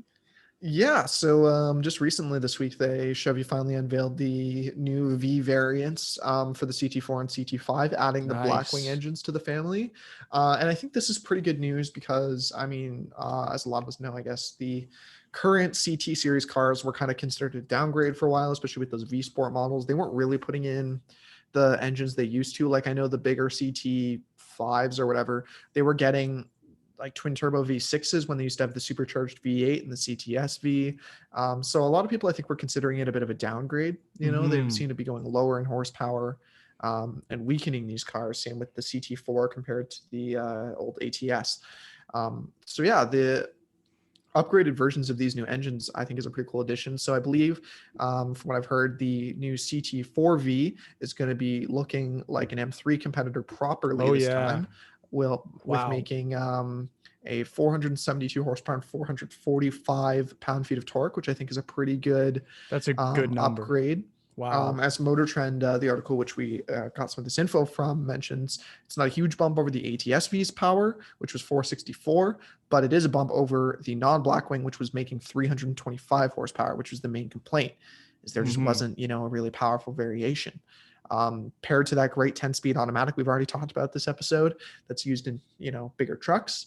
Got a 6-speed manual option. Save the manuals. Pretty cool that you can still get this thing in a stick. Not that Caddy sells many of these, regardless of what transmission's in it, but I'm happy to see a manual personally. I don't know about you. You know, Always nice to see a manual. the one Achilles heel with any Cadillac is Q. I'll be Yes, honest, that's true. that is its Achilles heel. And if you're willing to look past like the shitty system, the operating system that's in that Cadillac, then by all means hop in one. Like I would there was a point in time when I considered, I mean, it definitely when I considered purchasing one for the future. But as I've heard many times by Matt Farah, Q is its biggest, just its operating system. Q is its Hmm. biggest Achilles heel. Now, what I will give this one credit to is it's got the updated Cadillac infotainment system. Does So it? they've moved where they've basically, honestly, essentially what they did is, I think they're still calling it Q or like Q2 or something. All it really is it's that current Chevy GM interior, but they just coded it to different colors in the Holy background. Like they shit. essentially just ripped off the other interior, which I'm Yeah. happy with because I actually think the GM interior looked, or well, it didn't really look particularly interesting, but it worked quite well. Mm-hmm. So I'm happy to actually see that they've chosen to update this thing with the more, there's that glorious manual. Look Photo at credits to that. Motor Trend for these lovely presser images, by the way. Wow. Um, But Thanks, Motor yeah, Trend. you can see probably in this image. Ah, here's a good image of it. You can Look at see this that. Cadillac Q update here. So it's got those little app icons like GMs do, the little, circles. It's not that stupid, weird split UI thing. It doesn't do the heat sensitive buttons anymore. You can kind of see Good. in the CT4 interior, they're physical. So hopefully, this means that they fixed that major main complaint, as you said, Farah talks about all the time, and really every journalist. I don't think I saw a single journalist speak positively about Q. I think all of what I saw was negative. So I'm quite excited to see this new car in person, Good. and on the road, all three of them that they sell, because Cadillacs don't tend to be the most Yeah, because you generally don't demand see vehicle. V's out on the road except for like the 2010 V's and the like the older gen V's because they're nice. Like I really like those V's, and I think a lot of people agree. And because of the depreciation in those cars, um, they're more attainable than these. But that is a solid looking car, and I would love I'd love to have excuse me, I'd love to have some seat time in that car. Yeah, I one of my friends, and we're not close enough where I feel like it'd be awkward to ask, but I've not driven many of his vehicles. But one of my friends used to have the last generation ATS-V, before Ooh. selling it for his C6 Corvette, with like an Oh. aftermarket supercharger kit and a bunch of stuff. But he bought, I don't remember what else he bought, but he bought something else as a daily too. So he, split one to two cars and offloaded the ATS. But he got some crazy deal, and it's a good example, unfortunately, of the failure of the ATS. Those cars new, I want to say, were around in Canada $70,000 to $80,000 with options. I think so, yeah. He got one off a dealer lot for 39,000 You're as the first registered kidding. owner. Yeah. You're kidding. So it was a weird thing where so he was the first owner. However, the car was a year and a half old. It's a full model year behind, and it had been manufactured almost 2 years before him buying it. Hmm. But it was the classic. It had sat as a dealer as a demo car, but never really got demoed because no one ever really Oh, wanted to drive it. So a manager yeah. basically just took it for a while. He used it as a daily, put 2,000, I think 3,000 kilometers on it. Wow. And a couple people test drove it. No one could buy it. They tried to sell it, couldn't find anyone to buy it. No one was buying these V's. So my friend was wanting a manual one. He was talking with the dealer about trying to get his hands on one, and they just were having trouble acquiring one. And they said, basically, if you can take this auto off our hands, we'll cut you a deal. Yeah. So he got it was a very boring spec. It was black with black leather interior, 8-speed auto. Like, it wasn't the spec he had wanted. Hmm. Sedan, he wanted the coupe, but it had the first level, I think, aero pack or something on it, and like another 5-10 grand in options, the mag ride, the big stuff if you want. Nice. And yeah, he got such a deal. He was like, screw it, I'm gonna buy it, because and he did exactly what he said he would. He's like, I'll drive the car for 2-3 years, and then I'll sell it, and I'll sell it for like basically what I paid. And I think he traded it in for like 45 or something. They made money on it basically because they just knocked the price Whoa. so heavily that he ended up, I think, he basically breaking even on the car. So he got pretty lucky with that thing Wow. there. So hopefully we see a little bit more sales success with these. I think these are far more interesting than the M3, just both between the rarity and the various GM tech, like the mag ride, and Hmm.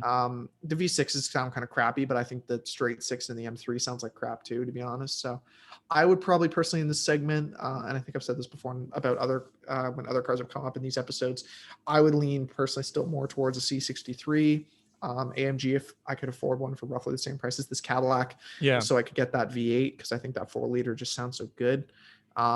Or I would be more inclined to buying a Alfa Romeo Giulia Quadrifoglio. Yeah. Um, Yeah. but I do appreciate these Cadillacs have always been known, those Alpha platform cars have always been known as being, some of the best handling vehicles out there. Hmm. So that would probably be the thing that would get me closest to buying one of these. And I think if I found the right price, just like my friend, if there was the right circumstances, I could see choosing to buy this car over other vehicles.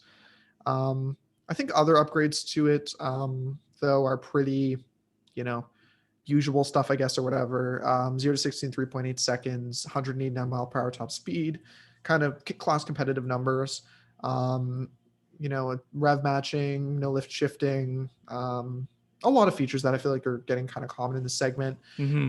But it's got, the fourth gen of mag ride, which I think is a really good thing. Oh yeah. Obviously, Solid. as we just were talking about a minute ago, 5-link rear suspension, some stiffer bushings, and the usual car upgrades you get. Six piston front, four piston rear brakes, also pretty common. Carbon ceramics. The crazy aero kits are still an option, just like the older ones. Oh So yeah.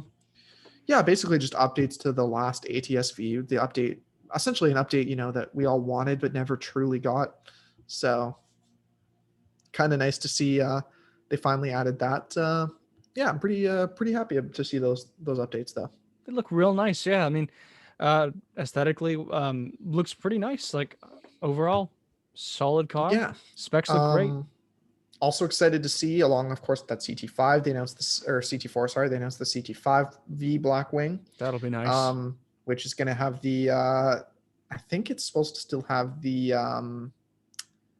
what do you call it, the 6.2 V8. They didn't keep that old 4.2 twin turbo V8 that was being rumored for a little while. Mm-hmm. But it's supposedly Cadillac claimed it didn't make enough power. That was their main reason for not using it. It could be a cost thing too. Those 6.2s are already a proven engine and already have been developed. But personally, as someone with these, if I was someone that had the money to buy these crazy $100,000 tire smoking performance sedans, I think I'd rather have the supercharged V8 anyway. Yeah. And those 6.2s sound and look so cool and have such a cool appearance, like sounds profile to them, and they make obviously very good horsepower. 668 horse, 659 pound-feet of torque, which is just absurd. Mm-hmm. Oh yeah. Again, a car that I probably will never really see on the road. I don't think, because I don't know if I've ever seen, honestly, the last gen CT-SV on the street. I've seen a lot reviewed.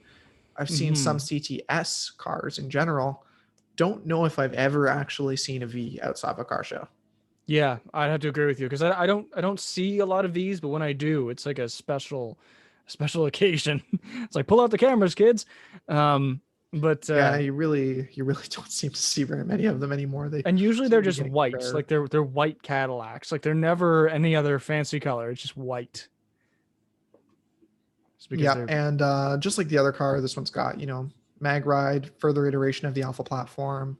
Again, the updates we expect. It's this news wasn't, I don't think, super like surprising to anyone really, but it's just nice to see the Cadillac is committing to doing another proper sports sedan. Look at that. I really like this rear center I love shot. this rear. Think that's a great angle. I think that's where some of the new Cadillacs look best, and with the fenders and the tires from the V model, I think this looks very wide, very low. It's a cool look to it. Again, photo credits go to Motor Trend. Love the carbon in that shot too. Yeah, these some good press shots here. Oh, that is so beautiful. Could totally see Larry Chen took these, because Larry Chen would not surprise me as whoever they decide to hire to photograph, but some talented auto guy. Nice to see too. Again, talking about the issues with Q. Two knobs right there in the middle, which I don't think would have been there before, probably for volume and tuning. So that's nice to see. That's nice to see. Yes. Physical buttons again. Thank God. That glorious 6-speed manual that will be sold in all 3 cars that buy without the automatic. But that would be cool. If I was rich, I think just to support the idea of a company doing this, I would spend the $100,000 to get this car and option it specifically with that stick shift, just to say thank you for making a awesome V8 tire burning, driver luxury full-size sedan with a manual train. Because it's one thing to me for the CT4 to still have a manual option, but like, when was the last M5 you could get with a stick? Like I think 2010 or something. Yeah, so I think Cadillac still offering this manual. Very cool. I mean, I think the only reason they're doing that is because it's an engine that they've already figured out how to bolt the manual to. But I'm not complaining. I'm still happy regardless that you can still get a stick in a luxury sedan. I don't think you can't get a C-Class with a stick anymore. There's no E-Class with the stick. I think, I could be mistaken, but I think these guys might be like the only company left in the luxury segment where you can get a manual transmission in a performance car. I don't know if I consider the Stinger really luxury per se, though. I mean, it's and you can't get it in the performance model either, which is the thing with the Stinger. Same thing with the Genesis. You can't get with the V6. Oh no, you get the auto. No, Kia, you're letting me down. Come on, I really wanted the performance model with a manual. I'd probably buy a G70 with a manual and the V6 if it existed as an option. So I don't know. I'm just really hurts my soul a little bit. So I think I could be mistaken in that. I believe the Alpha, the Julias might still have a manual option, but I don't You know might if be you right can on get a that one. manual with the Quadrifolio. I'm not sure. You might be Um, right on that one. I'm gonna maybe do a brief I'm a Google of this here to I'm gonna do a see. brief Google. I think we're both gonna do a brief Google here because I have the two monitor setup here. Smart thinking here. It like I Yeah, yes. because I know Mercedes you can't get a stick anymore. Hmm. Um, BMW you can get an M3 with a stick, but there's no M5 with a stick. Um, I guess by that logic, Cadillac is the last one left because I'm trying to think of another person that makes a full size luxury sedan performance car, and I think it's just Mercedes, Cadillac, and BMW. I don't. Oh, and Audi, I guess, with the S6, Right. or Yeah. RS6, but the RS6 also can't be had with a manual. It's only with the auto. I'm So yeah, checking. I think it is just down to the Cadillac now, which is kind of interesting.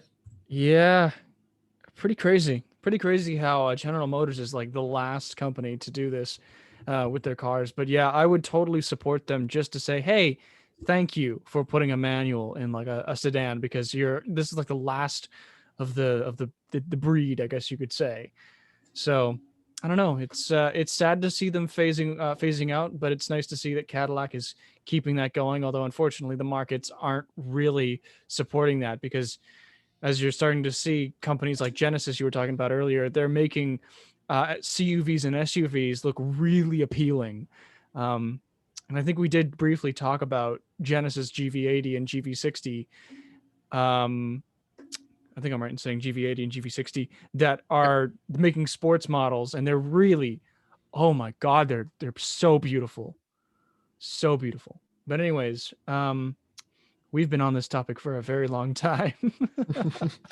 Yeah. um, did you want Just to talk I about guess the an homage Pathfinder? we can say to, yeah, I guess we'll say that, claim that to be an homage to the old manual transmission. But Yeah, yeah, I'm happy to see that car. We may, yeah, as you said, sales are probably not going to be good. I made a couple no, of jokes already about seeing all three of those they sell, so it's going to be sad in the way that I know Cadillac's going to build this car, yep, basically to appease fans, and then it's probably going to die again. it's gonna die. Um, and they'll probably continue to, weirdly, Cadillac I feel like hasn't been focusing much on their SUVs. I don't feel like they've been putting much effort into them outside of the Escalade, of course. Yeah, of course. Um, The so I don't know. XT4 is a solid vehicle, though, isn't it? The XT4? Yeah, they're not bad per se. It's just they don't seem to talk about them much. I don't see much advertising for No, them. They don't seem to be updating them super free. It just doesn't seem like they're trying as hard to be in that class or be hyper competitive compared to others. no, They it's seem like to a be little putting a run to the weird amount of family. focus on sedans for it Yeah, being a dying thing. which is weird Um, because that's they're spending money. I don't know. We could rant about General Motors. We can do a whole rant on yeah, General that's Motors. true. That could be its own topic. That can be But its own yeah, video we'll fold right in Nissan, I guess, with this with the Pathfinder teaser. Pathfinder. Now, I would usually save this till next podcast because it's essentially a teaser saying they're gonna unveil it on the 4th, so in a couple days of Yeah, February here. But I just had to bring it up because I don't know if it came across in introductions last episode, but I'm going to talk about it a bit today. The Pathfinder is a vehicle that my dad's had for quite a few years. He has a 2014.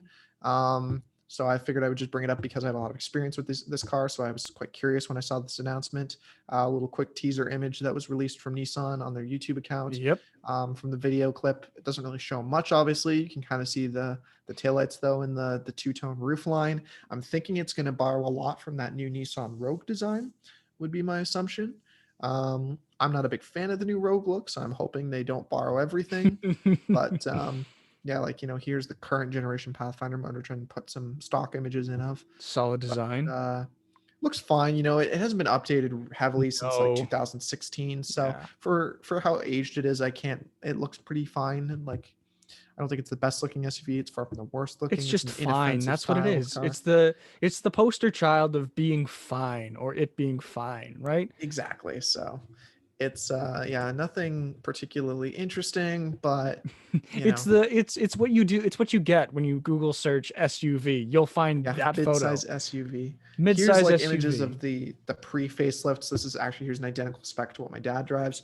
Actually, it's a Nice. hybrid, so never mind, not quite the same spec. No. But yeah, it's that same red and everything. But you can see, I actually honestly preferred the old front ends like this, where they have Really? like a more squared off look Huh. to them. I thought when they went to that updated facelift, it looks a little more kind of generic. This one had more, to me, more character to its styling.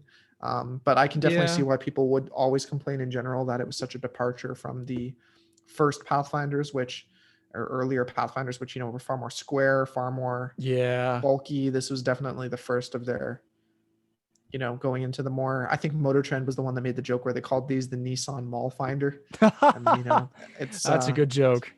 it's very true. Where So it true. has a nice character line to it and stuff, but it is at the end of the day a very Dated meh vehicle. design SUV. Yeah, and it is quite dated. Like my dad's got it, and it's the same in a 2020 model. Is they're running the freaking VQ35DE, so the really old base VQs from the 350s. Oh. They're like still running, the same CVT, the older Nissan interior design, which I actually thought their older interior design was better. So I also don't have a problem with that. But particularly still using the VQ35, it's such an outdated engine at this point. That I'm kind of curious to see what this new Pathfinder ends up actually using for like a mechanical, set. That's for me what I'm most curious about. Are they just gonna simply be like, and just give us another one with the VQ, or are they gonna actually put a new engine in it? Is there a newer V6 I'm not aware of? I don't know. They haven't updated a larger Nissan in a little while. I would guess that maybe it'll use the new, I think it's a 3.3 liter, I want to say, that the Frontier has. Mm-hmm. Except the Frontier is also used to use the 4-liter V6. So it tends to use larger sized engines, which the Pathfinder never needed. So I Right. don't really know what they're going to do, to be honest. I'm kind of curious to see more than anything what mechanically they choose to go with for a drivetrain. This is developing news on Gears and Grades, the student-driven podcast. Yeah, exactly. So I guess stay tuned till whenever they officially unveil it. I'll have a little bit more to say, and I'll probably interject. I'm going to ask. I've talked to him about it today, but I'm definitely going to poll my dad today, Pathfinder owner, as to what he thinks of the new one. I don't think he would ever buy another anyway, but would just be curious to get his input. Yeah, well, I mean, you're gonna pick his brain on that one, right? You're gonna see if we can. Are you gonna get audio clips for the podcast, or If it's feasible, I don't know if he's not a tech savvy person, so I'd have to record them in I person, I mean, think, to funny. get that. But I mean, I just yeah. purchased one of these fancy things, so Oh, look at that. yeah, oh yeah, full on For the field mic, journalism ready to department rock there. and roll as a journalist. So, anyways, Yeah, casually. so Oh, go ahead. I was just gonna say, so that's kind of all I wanted to touch on though with I the was Pathfinder just gonna there. segue right into Tesla Model S and Tesla Model X. They've got a new design. It's a little controversial at the moment. Some hardcore Tesla fans. I'm gonna have to try and separate myself from the videos I've already seen about what people have been saying about it. But as far as I've seen, bold design choice, bold interior choice, and the way that they've changed everything with the horizontal display and the yoke-like steering wheel. Now, here's one thing I can say about that yoke-like steering wheel. Ben, I'm assuming you're pulling up pictures. My father flies a Cessna 172. Yokes work great in planes, terrible in cars. I don't know if you've ever seen people drive Pontiac Trans Ams all done up in Knight Rider style with that yoke style steering wheel. I have actually. I don't remember what car show I watched, but someone drove one of those, and it was like a nightmare trying to Oh, operate with that it's a yoke wheel. nightmare. Rutledge Wood, they did an episode of US Top Gear, drove a That's Pontiac where I saw Trans it then. Am Yep. without the top. And he's like, fuck, what the hell's happening with this thing? And so you can't really get a grip. And so it's terrible to drive with, and it's not practical. And I really hope that they don't stick with that, because I know for a fact people are going to get annoyed, and you can't do a software fix with that shit. So I get it, Elon. I get what you're trying to do. You're going to go against the grain and say, yes, our cars are like planes. They're fast. They can take off. Great. But let's be honest here. That's impractical. That's going to suck to drive with. Keep those on planes. Maybe even design a plane, because that's great for an interior of a plane, but awful for an interior of a car. And also, Ben, I think I'll open the door for you to talk about the transmission, because holy shit, what the fuck is going on with that? Yeah, a lot of decisions that were made here in general that I'm a little concerned about. In the press images, I will say, it looks like they kept the center screen above the steering wheel. I don't know if I think that's it's just like an smaller. imagery thing. or if they did get rid of it, but I'm hoping they kept it because one of my big complaints with the Model 3 was that they got rid of the center screen above the wheel. I don't like the idea of having to take your eyes off the road to check the status of turn signals, Yeah. speedometer, things like that. I think that's stuff that should be front facing in the driver's line of vision. At the very least, put up like a heads up display or something to give that information. So I kind of have a problem with that. As you said, I couldn't really have said it better myself. The yoke, not a smart design for something that drives on the ground. Yeah. If it can take off, then sure. Anything that's based on the land, I don't see the point. What was wrong with steering wheels in the first place, really? But I think it's part of Elon's whole continued pressure to be like, this car doesn't really need a wheel because you're not the one driving it. And it's continuing that theme. Yeah. And as you said, you were opening the door for him, continuing with that theme of you not being the one driving it. You are no longer the one choosing what gear you're in, which, I'm already enough of a purist that I don't like not being in a manual because I don't like the computer choosing a gear.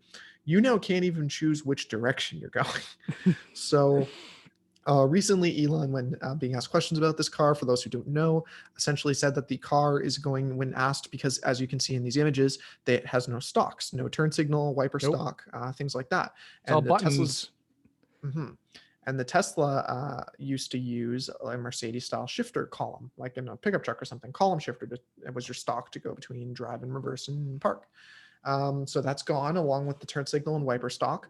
Now, if you look closely in some of these images, the turn signals and wipers and things like that are actually integrated now into the steering wheel as touch capacitive buttons, which I hate. Yeah, oh God, terrible. If I'm wearing gloves, for example, apparently I now can't use turn signals. Nope. So not a big fan of, and anyone that's owned like an old PlayStation or something knows that the heat sensor buttons never, like your cat goes by or something and randomly activates them. They just never work the way that they're intended. No, they don't. And so it's an F1 style steering wheel, essentially, like almost F1 style completely. And the problem with that is that there's so many flaws with that interior design. Some engineer must have gone in there and said, what the fuck are you doing? And then Elon came in the room and just said, here's some money, shut up. Yeah, it's one of those, like in an F1 car, there's a reason why they're designed that way. Yeah. You have to pull the steering wheel off to get in and out of the car. It's not that there wasn't enough room to put stocks in it, which is what brings me the question of why, and you kind of said it too, Elon likes to try to be different and go against the grain, but sometimes it reminds me of the Model X with the swinging doors or the floating seat thing, where he has ideas that he thinks are cool in concept, but in practice just aren't worth the resource expense of doing them or the practical expense. And I think this is going to end up being one of those things, because while the touch capacitive buttons is one issue that I already don't love, but I can see people warming up to or being tolerating, for lack of a better word, over time. The shifter thing of what Elon has essentially said on Twitter, because Tesla has no PR team, so you can't even really officially quote whether or not this stuff is real. Elon said that the car was going to use estimated judgments to decide what position the car was based off sensors and things like that, and then decide from there whether or not it should be in drive, reverse, neutral, whatever. So my brain just immediately went to how many times you're in a busy intersection, you're trying to do a 3-point turn, people are honking at you, and the car just keeps being like, nope, I think you're supposed to be in drive. No, I think you're supposed to be in drive. It's just not. Or God forbid, worst case, the sensor's obstructed or something. You want to back out of your garage and the front sensor, there was snow the night before, the front sensor's got, still got moisture on the camera lens, and so it can't see an object in front of it. For some reason, it thinks you want to go forward and not backward, and it just drives you through the front of your garage door. And what's going to stop it from doing it, And there probably will be a live gear readout on the screen. Yeah. But do you think everyone's going to look at what gear they're in to make sure before they hit the gas pedal? No, because people already get their foot jammed under a pedal in a regular car. Yeah. So it's just one of those. It's the same thing as Tesla's not requiring you to touch the wheel for 60 seconds. And, Elon will say, well, you're still supposed to be watching the road. But that's not stopped that Nobody's person gonna from do putting that. Yeah, that's not stopped that person from putting up that video on Pornhub or whatever of having sex in a Tesla. It's not going to stop. That's stupid. I don't know if you've seen recently, there's a kid on TikTok that his mom has been recording him driving their Tesla on the highway, and they all go to sleep in it and sleep under blankets and video clips and stuff. You're as kidding. The car drives itself down the highway. Nope. Oh my God, that is so irresponsible.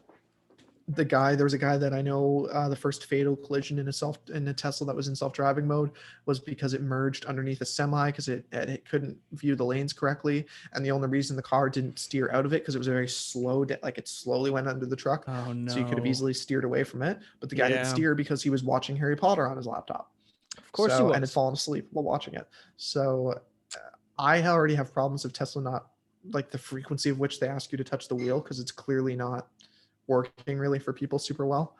Yeah. Um, so yeah, I think Motor Trend actually shared an article about it, but talked about the shifter list where and he kind of made a joke too about some of the other profound things Elon has said, such as Bitcoin is my safe word or 420 is 10 times better than 42, um, and various other highly intelligent comments You he's made. know, I have this theory where I think that Elon Musk, well, it's not even a theory. It's just I think he needs to take a break from Twitter, and I think he needs to hire back all those people he fired from his PR team to at least responsibly answer these questions, because I know that a lot of people are probably real pissed off, or at least economists, I don't know, whatever. People are pissed off that, they're not getting straight answers from him. And I would totally agree with that as a journalist, or as a student journalist, at least.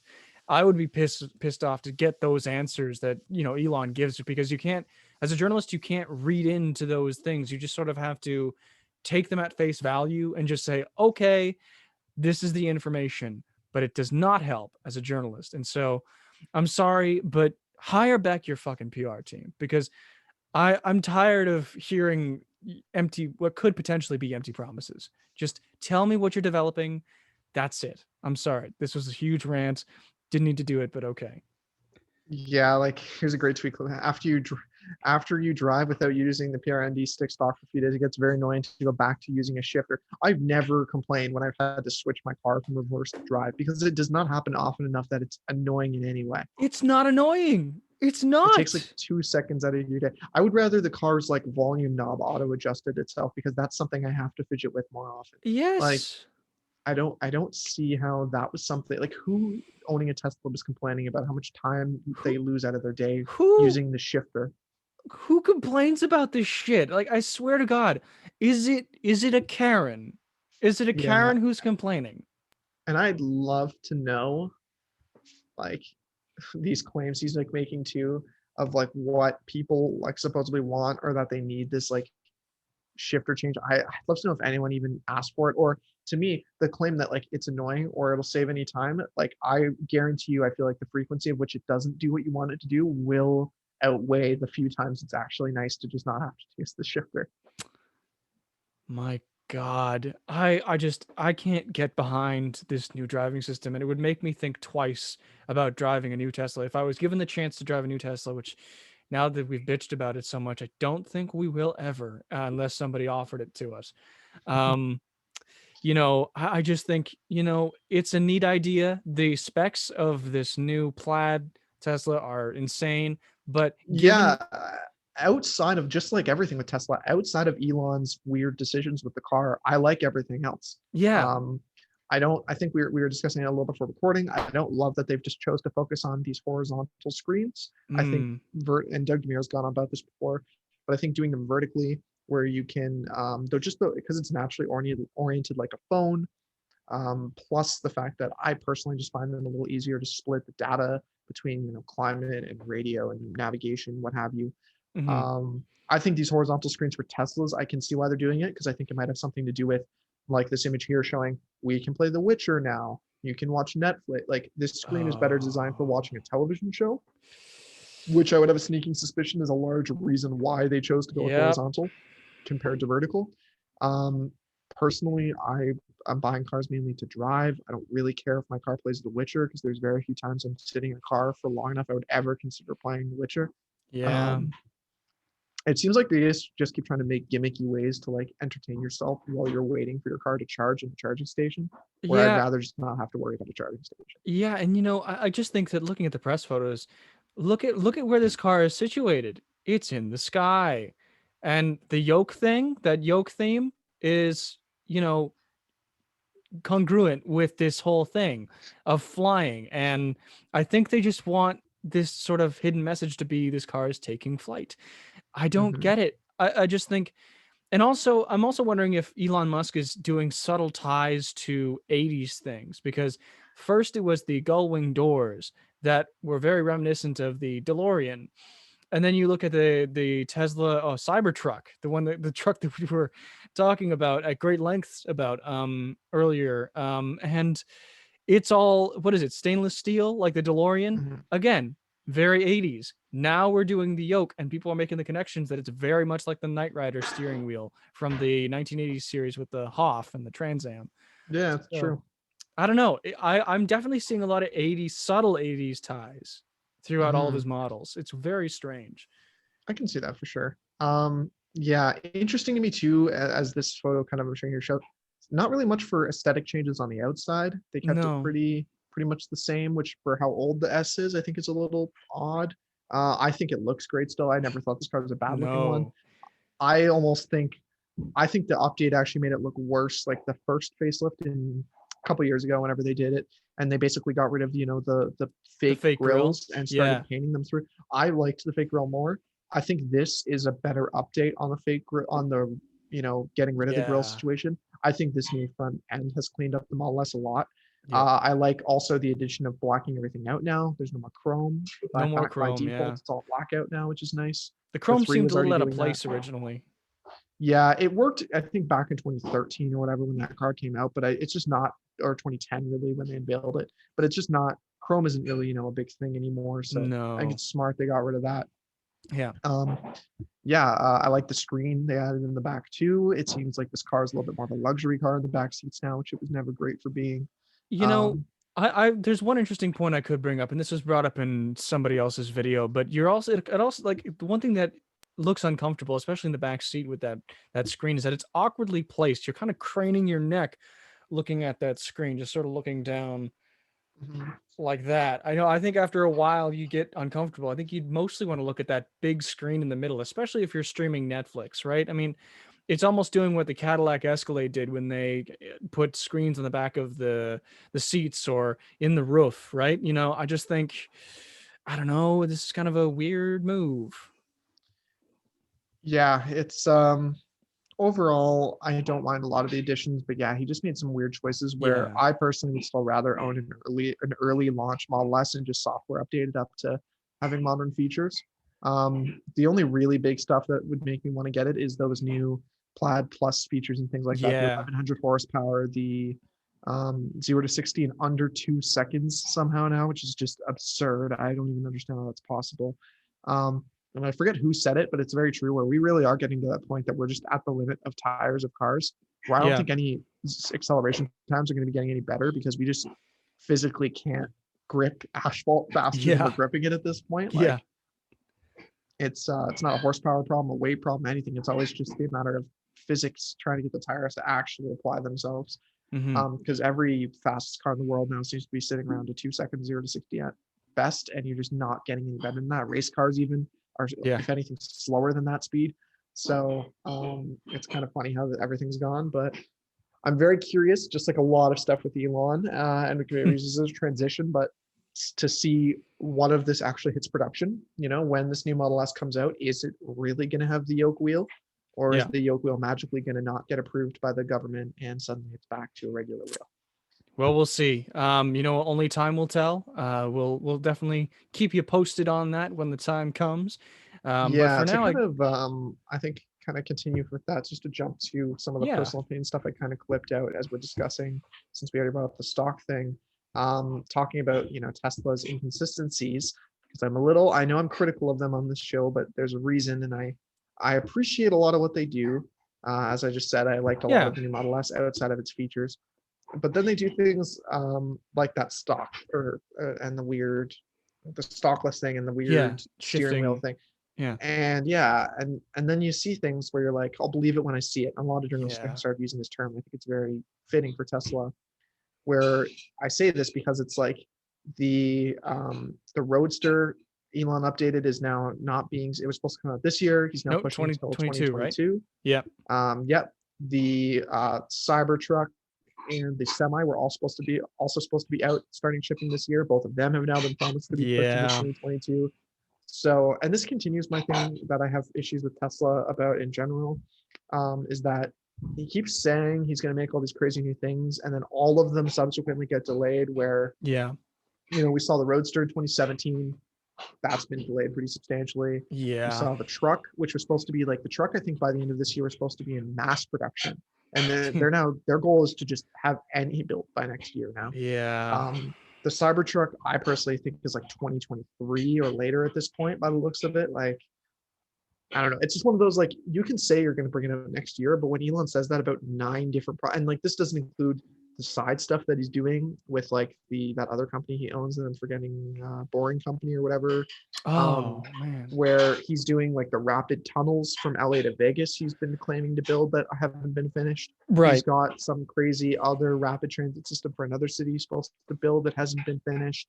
Mhm. There's some green project he was supposed to do for I think LA that still hasn't been even started. And it was Ooh. supposed to be done last year. Like, Tesla is just one of those companies I start to feel like they take on all these offers because they get an injection of federal grants to do it. And Yeah. then they just delay ever actually doing anything substantial with whatever they promise. And I Which should kind of also, bothers me, you know? yeah, and I should also mention that though we are hypercritical of Tesla, I don't hate Tesla and I don't hate Elon either. Uh, I I mean, I think we both agree that we don't hate on this group. I think it's just very complex. They do a lot of things. They promise a lot of things. They come out swinging, Mhm. and then Yeah, they delay, right? yeah, it's like the Model 3. I give the Model 3 a lot of crap for its build quality and things like that, but I've recommended people buy a Model 3 Oh hell before, yeah, even though I don't personally like them that much, because yeah, I think that for what they do, if you don't care about having a gasoline engine and you don't want a manual, if you want a luxury sedan and you have enough money to buy a Model 3, I don't really see why you'd buy a BMW 3 Series or an A4 or anything like that over a Model 3. If you don't need the road trip capability and the higher range, yeah, I think the 3 is like the best car in that segment for just how many clever things it does for the price it is. I think from a value proposition, you can't deny it. I yeah. think the Model S is beautiful. The speed is really cool. Until the Taycan had been announced, I would have loved to own a Model S as my daily driver as much as I critique Tesla. Mm-hmm. I think in general, they do a lot of good work, and kind of like what we were saying about the new Model S, where, it's just for every one thing great they do, they also do this really weird, questionable thing.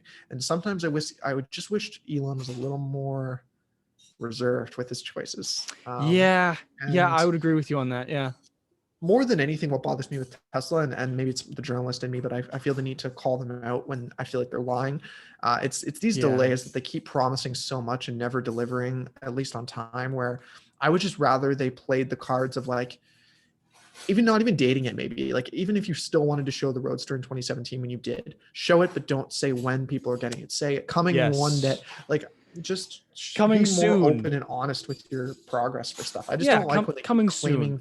Yeah, Yeah, when you're delaying something until next year for the third year in a row you've said that, it's like, I can't really give you much credit to believe anything anymore. And then you fire your PR company too, which I'm like, that's a whole debacle in itself, right there. yeah, we could do a whole topic honestly on I Tesla, and actually it's think that weird. this is going to end up being another like sub video that I do for the channel. So keep Yeah, your eyes posted on that one. we'll have to do a full big topic one of these days too, on just Oh diving into yeah, Tesla, deep dive as a company and all its various issues. But I respect that they're pushing the envelope for sure. I think a lot of things that car companies are doing now that aren't Tesla are because of what Tesla's done. So I yeah, definitely don't want to say that they're like a bad company inherently or anything. yeah. They just, like any car company, they just make bad choices, but no company is, free from that. So I just think this one's more directly tied. The choices are more directly tied into a specific person in the case of the CEO than other companies where it's far more committee driven and things like that. Yeah, yeah, yeah. So interesting to see what will continue to happen with Tesla. I'm We shall curious to see see what we what we'll shall see see. with this new update for the Model S. Believe it when I see it with that wheel. Yeah. Oh yeah. And I'm really looking forward to that first YouTube video of someone driving through a building because the shifter picked the wrong gear, because Oh it's going to happen yes. eventually. That One will of be these a days. glorious video. Yeah, one of these days you'll just see it go wham. Yeah, My people in God. London already like driving into buildings by accident, so I'm really hoping someone Oh, in the city here does it. But and there you'll was see it on this channel. yeah, there was one week where I think there was 4 cars that drove into buildings, 2 banks, a pizza place, and I think a hair salon, Oh all within like 6 no. days.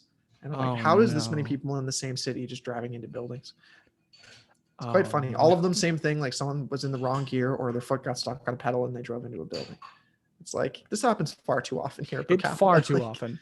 Like at this point, I worry about the consumers who are buying those cars more than I'm concerned about the company because they can recover. But if people are dying or people getting hurt because of this, this is a serious issue. They should address it and deal with it. And they do most of the time.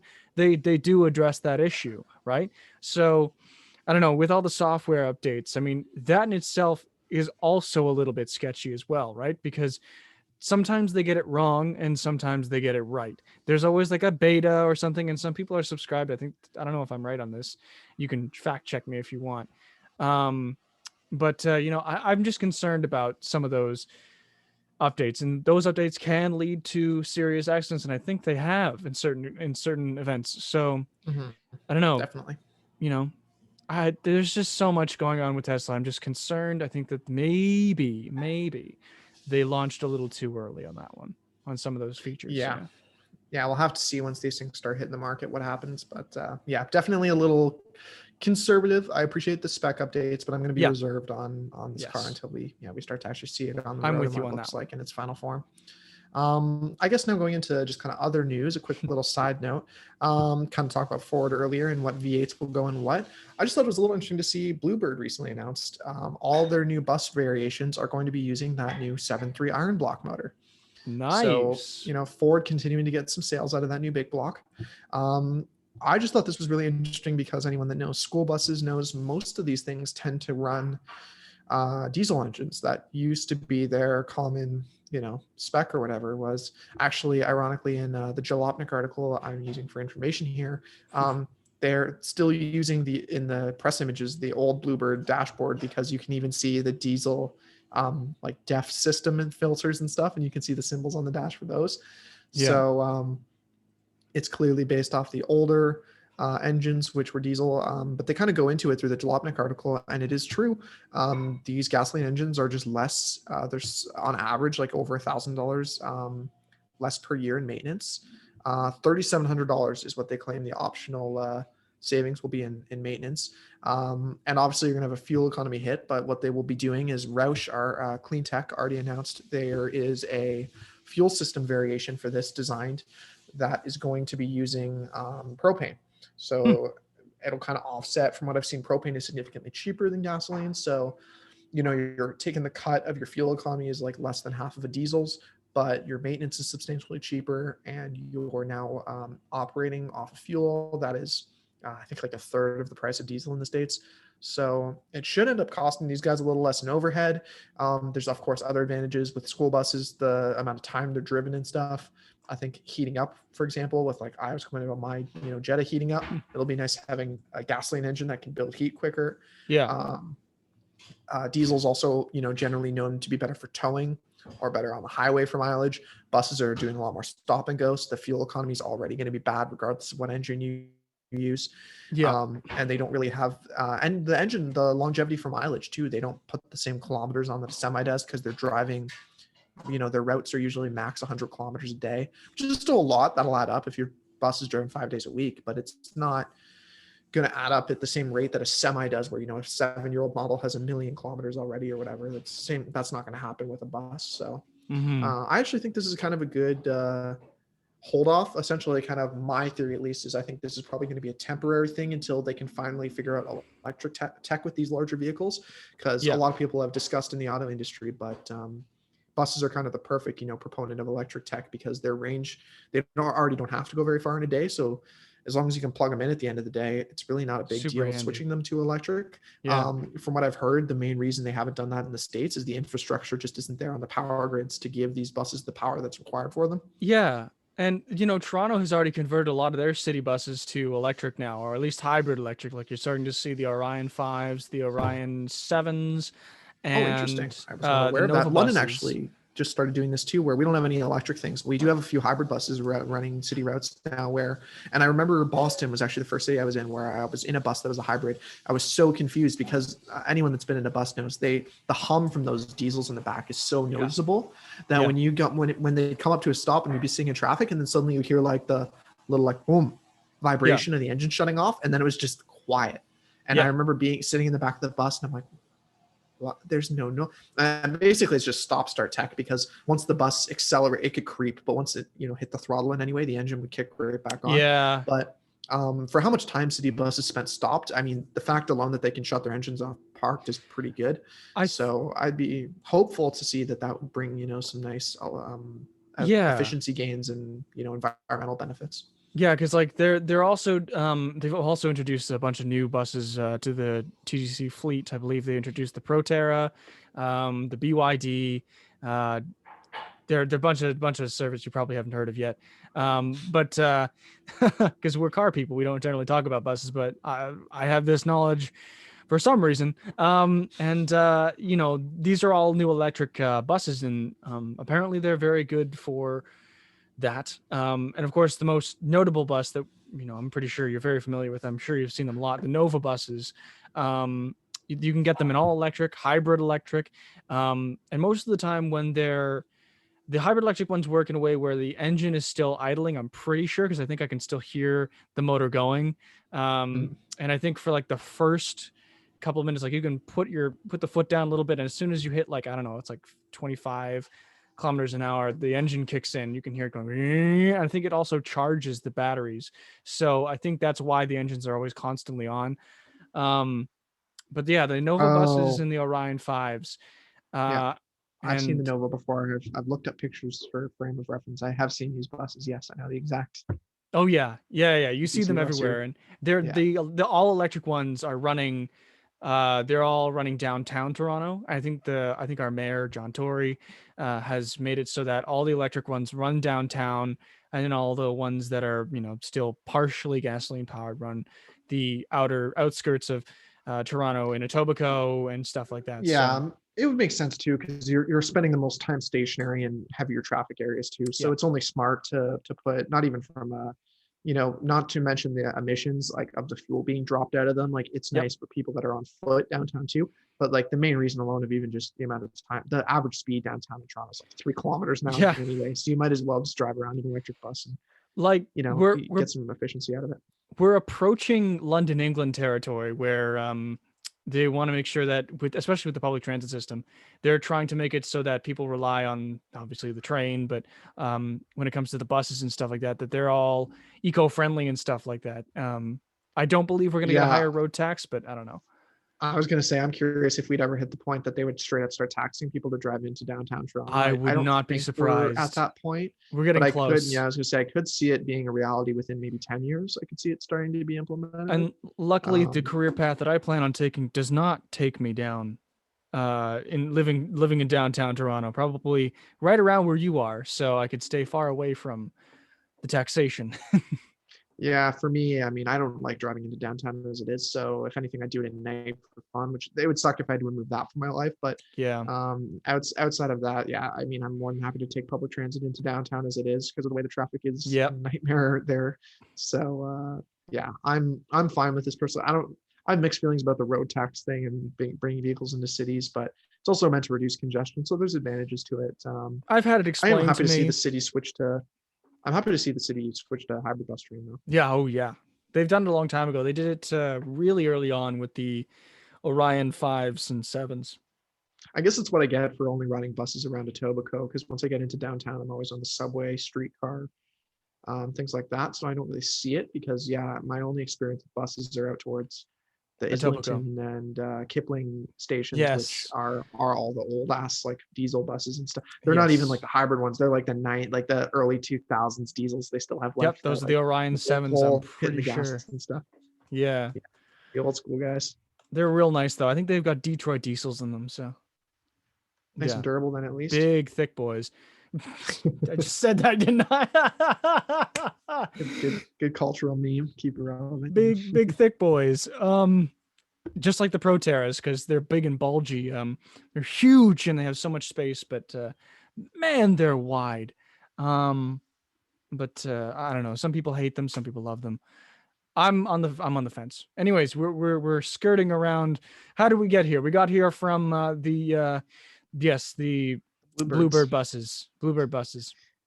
Yeah, so our city obviously not using the 7.3 iron block, switching to electric, but yeah, nice to see for the school buses to be going to that. Just thought I'd mention because I thought it was an interesting transition away from diesel. I mean, the industry in general is moving further and further from diesels, and as a diesel enthusiast, it saddens me a little, but it'll always be alive somewhat. I think in the trucking market, I can't imagine when semis will finally lose diesel engines. Like I think Yeah, that's honestly, I think that's like 30 years minimum away, personally. I think Um, so. I think you're right on that one. because I think we'll start to see things like the Tesla truck where there are electric options, but I don't think it's going to be commonplace for a while. Yeah. I mean, you even look at like France and all these countries that are saying they're going to ban passenger gasoline vehicles in their cities and stuff.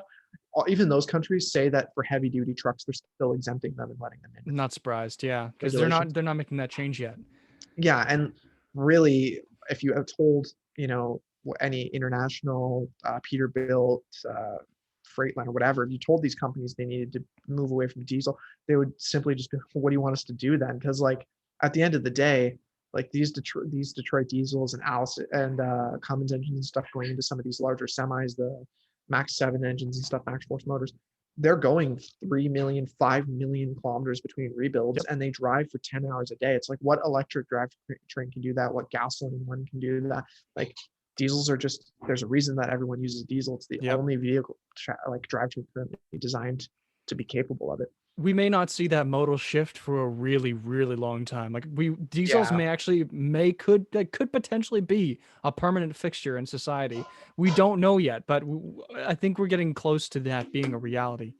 Yeah. The most interesting question to me probably would be what will be the first to totally disappear, gasoline or diesel? Because for a long time, Ooh. I would have said diesel because of emissions regulations, but not thinking about trucks. Because in the case of gasoline, supercars will want to, stretch that as long as they can with hybrid electric powertrains and stuff. But eventually, regulations are just going to ban them from using gasoline. Whereas I think it's going to be a lot harder for regulators to ban semis and stuff from using diesel. So I, Yeah, I almost feel like diesels might actually outlive gas in the long run, I which think is you're kind of right. funny to Yeah, no, think because about. you can always do hybrid diesel and stuff like that. So Also true. you can also do, yeah. So there's endless And they're already possibilities. inherently more efficient than gasoline for fuel. Exactly. It's just the pollution that's worse. But again, find a gasoline engine that makes 1,500 pound-feet of torque. It's going to pollute more than that diesel if you can get it to that torque level because you're going to have to slap some ridiculous turbo kit or something on it, Yeah. and then it's just going to be inefficient. So yeah, diesels are specially designed for that. Sit at 1,600 RPM and lug 50,000 pounds of equipment down the road. They're the best for that, and that's why they're in every semi truck. Well, speaking of deaths in the industry, Kia Cadenza and the K9000 were killed. Here we go. Let's talk. Yeah, so this article courtesy of Jalopnik, but officially Kia is done with the K900 and Cadenza. I think end of this year is when they're officially going to axe the product line. But and I think the joke, even Jalopnik said, for the few who will notice, at the top of Yeah. their article, and it is a little true. I have seen I remember I have seen one K900 on the road because I took a picture because I was like, oh my God, it's someone that owns a K900. And I'd probably seen three cadenzas at the most. Yeah. They're not cars that sell well. Anyone that's going to buy a K900 tends to buy the Genesis G90 as it is. And anyone that's going to buy a cadenza just buys a Toyota Avalon. So Yeah. I can't blame Kia for killing these. Really, it's just one of those I'll say because it's sad that these obscure cars are going off the road. There's the old K900 there. I wonder if they mention here maybe any of the sales numbers, but yeah, since their 2013 introduction, moved 8,600 and 9,200 units respectively. Oh, that's per year. Just over 1,200 sold in 2020. To be honest, I would have thought it was even worse numbers than that. Mm, Because I personally don't expect these cars to be overly popular in the first place. They never really have been, but still a shame. I think they were always kind of cool looking. I think they they had some were, interesting yeah. features. It is a shame to see them. But with Kia's focus, I guess, on the Stinger too, I can see Yeah. why they chose to go this direction. Yeah, I definitely see that as well. Oh goodness.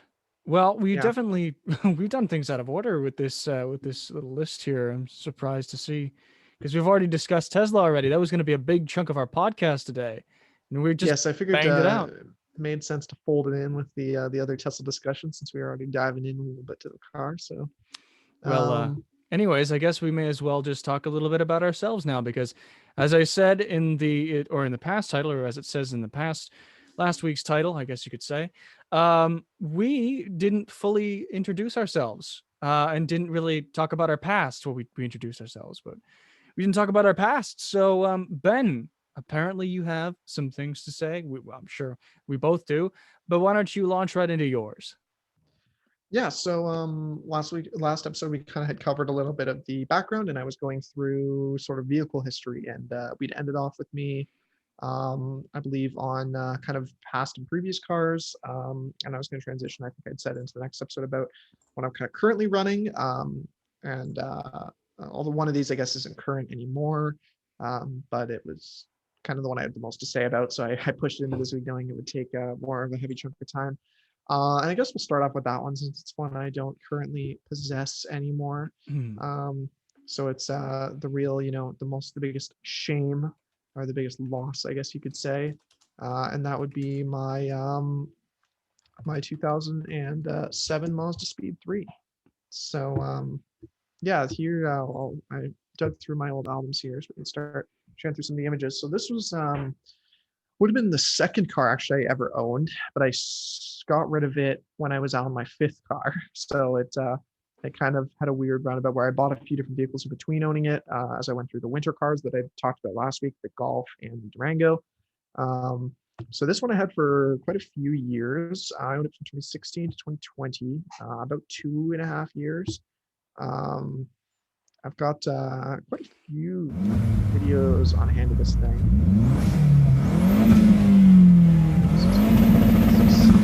Original Wow.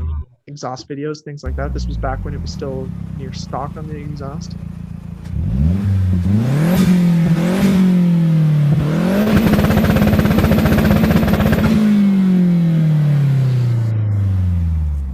Makes me a little sad watching these videos in hindsight now, but yeah, this was a car hanging out with all my friends. I've God knows how many images I've buried throughout this car. Over the years I've owned it. This album's like 200-300 images deep, I think. But yeah, I bought it with almost full bolt-ons. It had access port, aftermarket suspension, a few different things. Yeah, I went through quite a few parts. It was making, when I got rid of it, it was making 300 and what was it? I think it was 320 horsepower and 380 wheel torque, something like that, if I remember correctly. So it was definitely a shame to see it go. I was quite disappointed with it. I actually still have my old drag racing video of it. Maybe throw that clip up, since I can actually use all these nice proprietary videos, Let me just briefly wait until I've got some backdrop noise here that's probably coming over on the mic, so I'm gonna wait until that goes before Not a lot.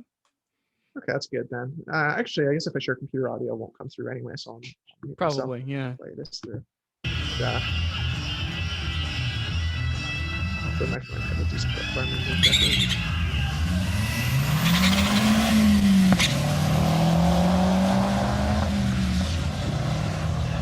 The video and the audio weren't synced there, but I get the point. Wow. Yeah, so I think I have a burnout clip of it too, if I remember correctly.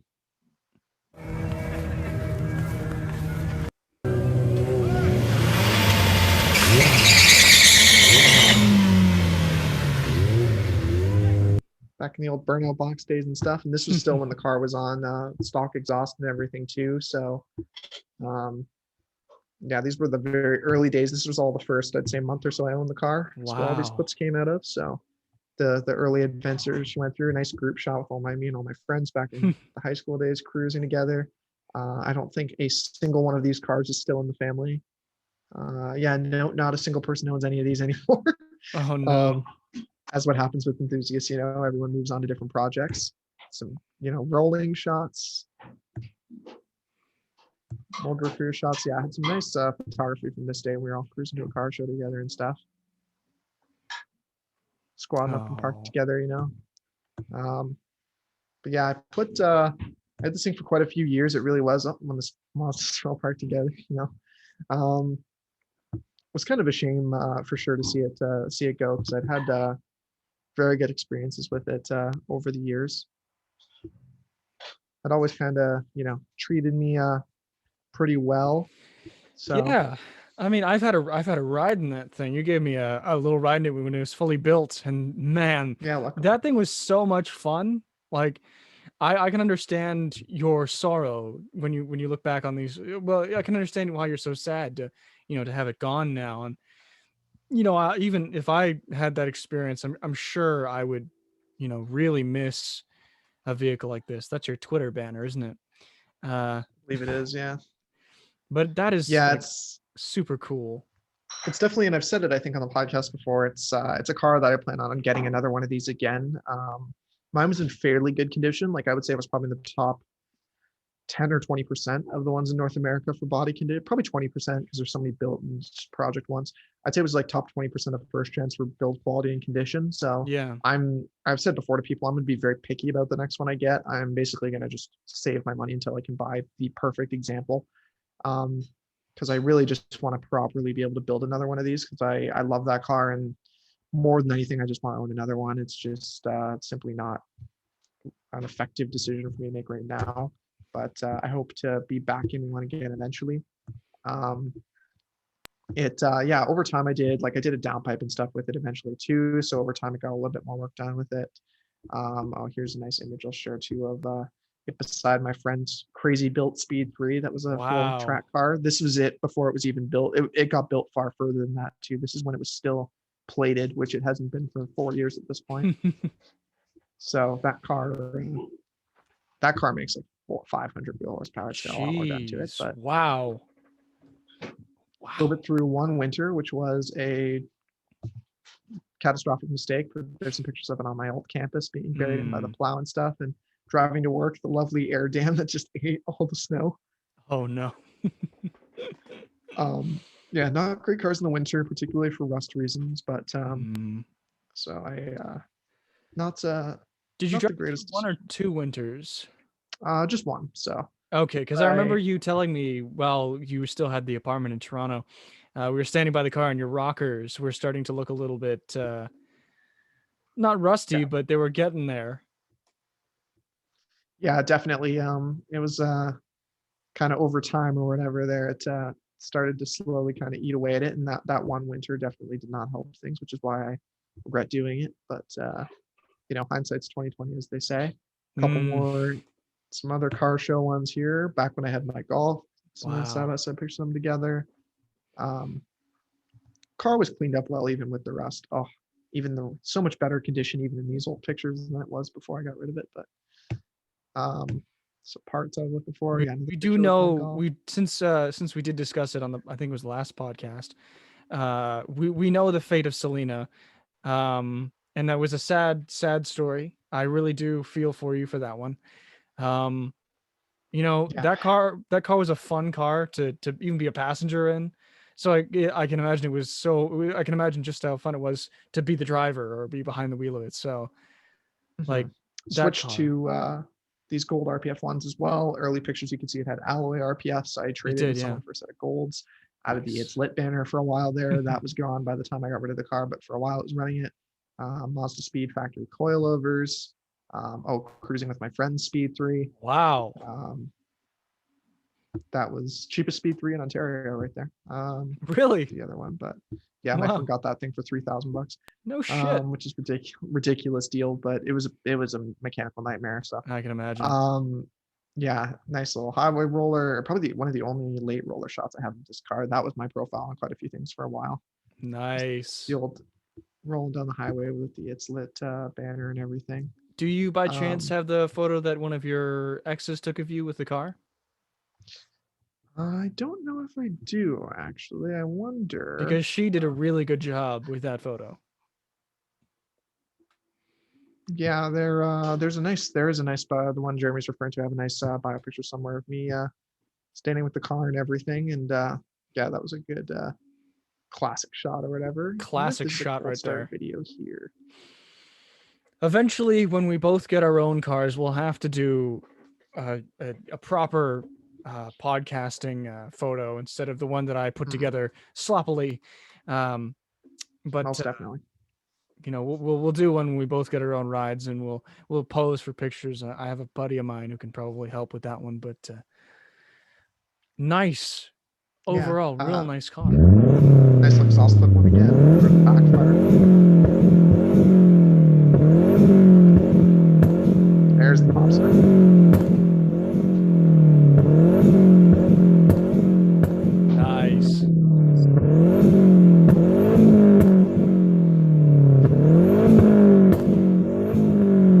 Yeah. It's always good for putting together the pops. You know, you Oh can always yeah. rely on it doing that. You did a couple of pops. You were good for that one ride. You were underneath a bridge and you did a couple of pops there. It was fun. Oh, this is always a classic one I love too. It driving through snow was always great because as it spun the tires, it would, you know, bang off the limiter, which always sounded really like gunshots almost. It was always a cool sound to it. Right. As we wait for the old internet buffer.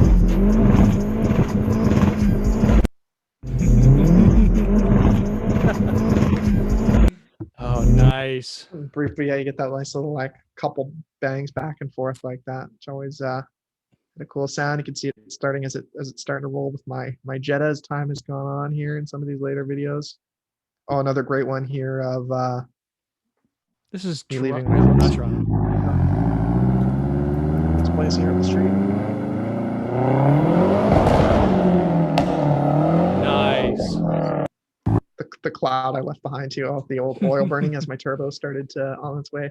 Right before I got rid of it, for those who don't know too, my turbo was on its way out. You can see the seals were a little worn. Like giving a blow by, I would leave in my workshop and stuff. Actually, this is a nice cold start clip too for frame reference how loud this thing had gotten by the time I got rid of it. It's not the quietest to start.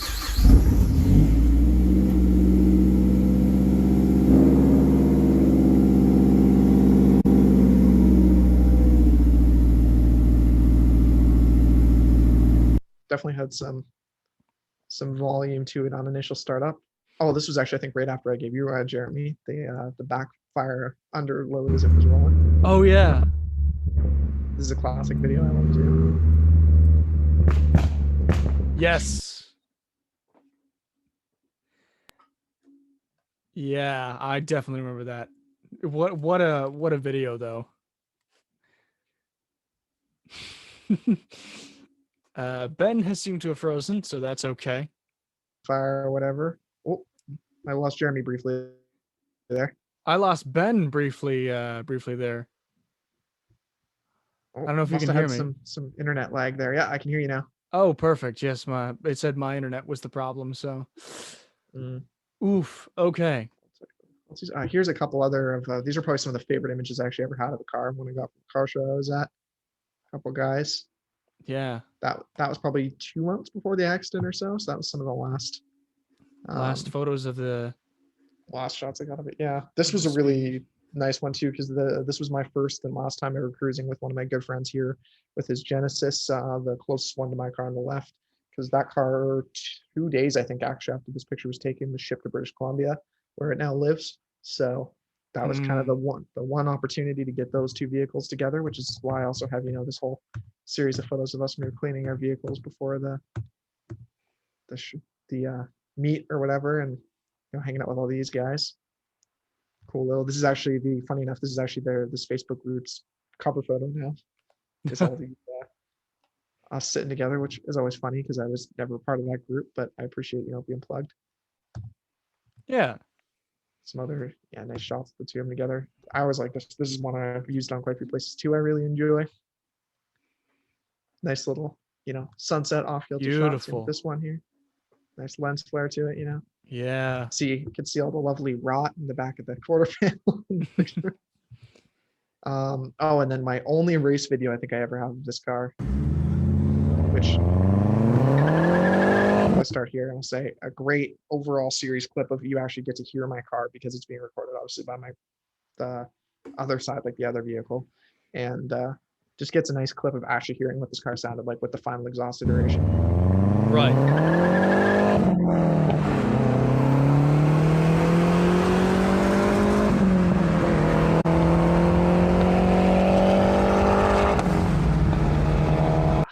miss the sound of this thing as I'm watching these videos. Mm, Really, really can't sad beat this boy thing. hours, And then truly. sad photos at the bottom, all sad photos actually. Oh, sad boy hours all the way. And the last picture I have of that car right there. Oh, there it goes. Oh So man, definitely a bit of a bitter bittersweet ending to ending that. to, but it was a very fun 4 years filled with, for various reasons there. I realized that wasn't necessarily the best vehicle to purchase as like a student, but it's one of those things. Like I don't know if I ever would have done it any other way. And the way that I loved that car so much for the time I had it that I'm glad I got to experience it for the time I did. Yeah, I can imagine that. I mean, of course, I think every person or every car guy should at least have one fond memory of a car like that and just have like one kind of mistake, but also not a mistake. Because I think you don't, do you see that car as a mistake? Because I don't think it really is. If anything, I see it as mistimed. I don't Hmm. know. That would have been a great car to buy it now, like a year from now, when I'm post grad, have maybe not necessarily spending money, but I have an income from a job and stuff. Right. Basically, when I'm not a student that wants to spend as little as possible on running a car, because I quickly realized after buying that car that I needed to own another car with Canadian Yeah. winters and things like that. And that was the major issue: is that car can't be a year-round daily driver. It's just not set up to be, for No. various reasons. So kind of a shame that way. I got lucky in the sense that, and Jeremy knows this, but the time that the accident happened, I was in the process of, I was going to spend multiple thousands to redo the body work and fix the quarters and rockers. I was going to have the turbo rebuilt. Eventually, I was going to switch up the suspension. I was going to have some paint stuff done. There was a lot of money that was going to go into that car eventually. So I'm glad that everything happened at least before, obviously, that money. Obviously, I'd rather nothing had happened. But if it had to happen, I'm glad it happened before that money went into the car. Yeah. Um, I'd already put almost $1,000 into doing brake upgrades on it, like 2 weeks before the accident of Whew. this.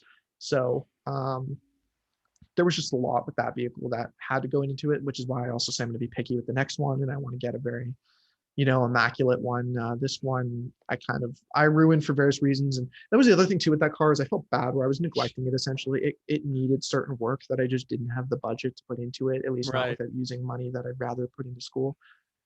So it's a car that I wish I'd had more. I could have treated better. Yeah. Um, so all things considered, though, yeah, I'm not upset I ever purchased that thing, and I loved it. And ironically, of all cars I've owned, it's been my most reliable, least expensive to maintain vehicle of a Focus with 70,000 kilometers, all the Hmm. way to TDIs that are supposed to never require maintenance. The Mazda has cost me the least money, and I've owned it the most amount of time and put the most mileage on it of anything I've owned. I had that Hmm. car for 4.5 years. I put um, 52,000 kilometers on it, I think, Oh, wow. from 129 to 180 before I got rid of it. 180 and something and change. So I put a lot through. I put that car through a lot. It went through, the one winter, technically a winter and a half when my truck broke and I was stuck ditching the Durango and getting that back into it. And yeah, I really can't complain. The car owed me nothing.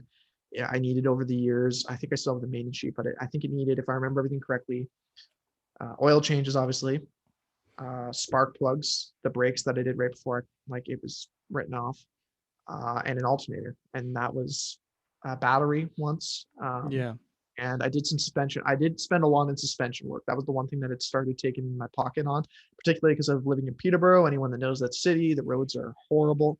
So it chewed through my suspension pieces. I killed a couple control arms, sway bar links, a whole bunch of different things. I'd have to go through my maintenance records to remember everything. But I think I put roughly 800 in just bushings into it. I didn't even break any real like suspension pieces until I did have to do the lower control arms eventually, which were pretty expensive too. So I think all in all, if you included oil changes and stuff too, I was probably still under $2,000 into that car to maintain it for 4.5, almost 5 years. So Hmm. really can't complain, honestly. And most of those cars are, people complain, blow up, or the engines give you problems, or all these different things happen. And I didn't have any major concerns with it. The only engine issue I ever was trying to trace down was a misfire. And it was all of all things, it was the alternator. That's why I had to replace the alternator. Is it was so weak that the engine voltage was getting so low that it was causing it to miss. Hmm. So um, all things that would require my repair of that. It was just an alternator. So really can't complain with how well that car treated me. I mean, you bought that car with the intentions of it being a daily, right? So would you suggest people modify their dailies then? I think it depends a lot on the car. I think more than anything, do your research. And something I done, but I don't think it done properly is the best if you can find anyone that owns them, ask them about the cars. And even then, people I find tend to be a little biased because my friends recommended that they were good dailies, but the friends that said that didn't winter drive them. So that was kind of its Ooh. killer. Yep. But no one really said that they couldn't be winter driven. My friends just hadn't tried to winter drive them. So it's one of those like, see kind of if you're looking at a car, see if you know anyone that has it, see what they do with it, and then kind of go from there. I guess if everyone's using them as just a weekend vehicle, even if they claim they can be daily, they're probably better as a weekend vehicle because there's a reason Yeah. everyone's not Yeah. dailying them. Speeds, I specifically, I will advise people if you want a daily driver speed 3, I would personally just buy a second generation model. I think they're far better as a daily driver. A little bit more reliable. Transmissions are better geared for highways, a little bit longer gearing. Also, transmissions are generally considered a better transmission. Interior is better, more features, quieter, a lot quieter. First generations are very loud on the road. Um, the first gen's a lot more of a hot rod car for sure. I think it makes a good summer car, and I think if you're younger, you don't mind a bit of a rough ride, a loud exhaust. Um, I was totally okay dailying my car in the summer. Eventually, I started insuring my Jetta at the same time, but that was mostly just Mm, because my insurance was so inexpensive that it right. wasn't really hard for me. The cost for me to also run the Jetta worked out to me basically only spending like an extra less than $100 a month. So for me, it was just worth it for highways essentially. Every time I was leaving town, I would switch to the Jetta. But other than that, I drove my Mazda pretty much every day. I still commuted to work in it, which was over a 20-minute drive and throughout the summer. So if you live in warm climate and you don't mind a loud car and you don't have to drive super far distances, even honestly, you could even road trip the first gens. They weren't that bad on it. I had kind of ruined my own because I had a very aggressive suspension setup, and a very loud exhaust setup. So mine was really only bad. Oh, and the AC didn't work before I got rid of it. So mine was only really bad as a daily because of the fact that I modified it in a way that it wasn't as good as a daily. If you just do a catback exhaust, like when I bought the car, basically, when it had just a catback exhaust, I think the suspension still should have been set about an inch higher than it was. But outside of that, or even honestly, I think it could have lived with being as low as it was, but it needed a different set of dampening. The suspension setup was pretty crude and cheap. I think coilovers, if you can spend the money on adjustable dampening and stuff, and you know how to set up suspension, you can have a much more, smooth daily driver. So I do think it's doable. If you live in warm climate, even with the first gen, you just have to be careful with how you modify them. Mm, It's very hmm. easy, and feel like every enthusiast knows this. It's like a running. There's memes of it everywhere online, right? That you buy a car to be your daily, then you say, "I'm just going to do one or two things to make it slightly more fun." The one or two things you do end up making it eventually so problematic that you then have to buy a second daily to replace your first daily because you over modified your first daily. And then what always ends up happening, you start modifying the second daily and then you third day. And that's I feel like how Yeah, every yeah. car person builds their collection is you just slowly keep adding dailies that eventually become race cars. Yeah, I think that's what's happening with one of the people that we're actually going to have as a guest next week. Mhm. He owns a couple of interesting vehicles. Maybe we won't reveal the brand because he sticks to one brand. I'll, Uh, I'll hint he's a Euro enthusiast, we'll he say. is a We'll Euro leave it at enthusiast. that. That's fine. That's fine. Go for that. He's a Euro Teaser. enthusiast. And he owns a lot of. You know what? I won't say a lot. I'll just say he owns some Euro spec vehicles that Mhm. have some very interesting modifications. And I think that with that specific vehicle that he drove around, he realized because he owns multiple. Um, he realized very quickly, I can't drive around this car as a daily. I need something that's more, you know, dailyable, right? Yeah. So, And uh, I mean, even it's kind of what I'm dealing with now with my Jetta, where I'm talking about switching into something newer, and even that alone is my main reason to daily. Outside of the age, well, it's fine as a daily too. So it's funny with him because he switched into something older. I'm revealing too much now, but it's funny because sometimes. switching an older isn't a bad thing in the case that they are simpler to work on That's too. So true. if you're willing to do your own maintenance, and especially the winter, it's trickier because if you don't have a shop, it's like, what maintenance do you really want? Are you willing to do in your driveway?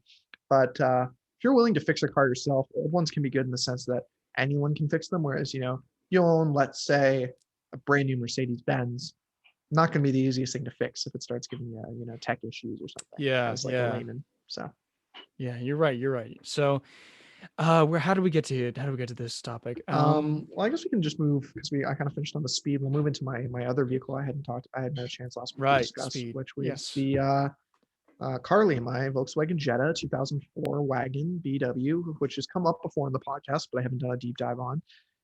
This car I purchased in September of 2018, so I've had it for about 2.5 years now. The speed, I don't know if I ever gave an exact date, but it was no, not May, April of 2016. I purchased the Speed 3, named Selena. So this one was a edition in 2018. That's some of the earliest photos. There's my Yeah. Speed album as well there, but you can see pictures of the two together when I first purchased it. You could see it particularly needed a rear hatch more than anything. You can It see kind of a did. big dent mark in it and stuff. Replaced the hatch, did a timing belt, a clutch, flywheel, a whole bunch of stuff. There was the clutch I originally pulled out of it. This car's had a lot of maintenance done to it over the years for sure. Its first winter getting nice and snow covered when I was out drifting. Um, it ended up running me quite a bit in maintenance over time, but I mean, I bought it with 399,000 kilometers on it. It's up to just about 430, as I mentioned at the beginning of the show today. Now, so there's after I got the tint done, there's the newer hatch installed in it. So No more slowly rust. cleaned the car up, as I've owned it over time. It's gotten a little bit better. I've got a set of Long Beach wheels for it too, not pictured here, that I was going to put on it before the Mazda had all happened. And, now I'd probably keep this car super long, but a nice photo of the mileage I captured when back in the day, classic, nice meme. Elon would be proud that I got Oh that picture, I think. yes. Four twenty He would be sixty very nine. proud. I wonder if I actually have analytics to check this date to see when this was taken July 6th. So since July, I've put 10,000 kilometers on it. Okay. That's not Carly spelled too with a bad K. then. Yes. So there's this is probably the best image to show how I live with this car. When it um, rains, it pours. I remember that yeah. exact line you sent me. Yeah. Yeah. This is from when, the timing belt cover decided to disintegrate and everything decided to go to hell a week after my Speeds accident. So yeah, that was a fun surprise. But Hmm. not the first time that car's Oh been on the boy. tow. That was probably I'd love to know how many times this car's been towed. This car's been on a tow truck at least 3 times. I don't know how many total, but My God. a good Yeesh. handful. That's why my FCA, make it worth it. Um, and yeah, nice little like mid fix picture there. But Yeah. I think that was before I went to Boston. Yeah, beginning of this year. But yeah, not I don't take as many pictures of this car, given that it's a winter beater and everything. Your daily. Yeah. But as I was showing you guys the videos earlier with the cold starts and things like that, it's Chugga chugga. it's still a fun car. As I made the joke with the earlier snow picture, it does good as a winter missile. They take a long time to heat up, and which is it's what it is with diesels in the snow. And it does the one thing with TDIs I will advise anyone that buys one as a winter car, being front wheel drive, the amount of torque they make, having all of the turbo spool below 2000 RPM, the trade-off of that, of course, is the fact that the car is kind of crappy in snow to get started because it makes so much initial torque. It always wants to spin the tires, which makes it a little. You got to be good at feathering the throttle in the snow, but their clutches also grab so low that you can just kind of ride. Essentially, if the car ever gets stuck, you can kind of ride the clutch up in a way that you just kind of force it out of wherever it's jammed into. So it's a doable winter vehicle for sure. Mm-hmm. Yeah, because Great. after you told me that that you had one, I think I actually quickly looked at pricing on those vehicles, and apparently they're pretty cheap. Like they sell for at least $4,000 for like a high-ish mileage one, $4,000, $5,000 around there. If you're going for a lower mile one, then they're up there. They're not super expensive, but they can be Yeah, dirt the cheap. the market varies a lot on them. The Mark IVs have kind of bottomed out a few years ago, particularly the wagons Yeah. demand like a double price premium basically over the regular Jetta diesels. You don't really see a wagon sell for under 2,500 or over. They'll peak around 5 grand usually, unless they have a lot of like substantial work done to them as far as the TDI ones go. 3 to 4,000 is like the safe kind of happy medium. If you have like Right. a clean mileage on these, honestly, it doesn't even really matter much. If you have a clean, maintained, especially ALH ones, the more sought after diesel, mine was a BW, but if you have an ALH one with a timing belt service, especially if it's a continental belt, if you have the metal impeller water pump, if you have proof that this maintenance was done, if the car isn't that rusty, and if it's the wagon chassis, if it was originally a diesel with an original 5-speed, they'll be worth 4 to 5 grand usually pretty easily.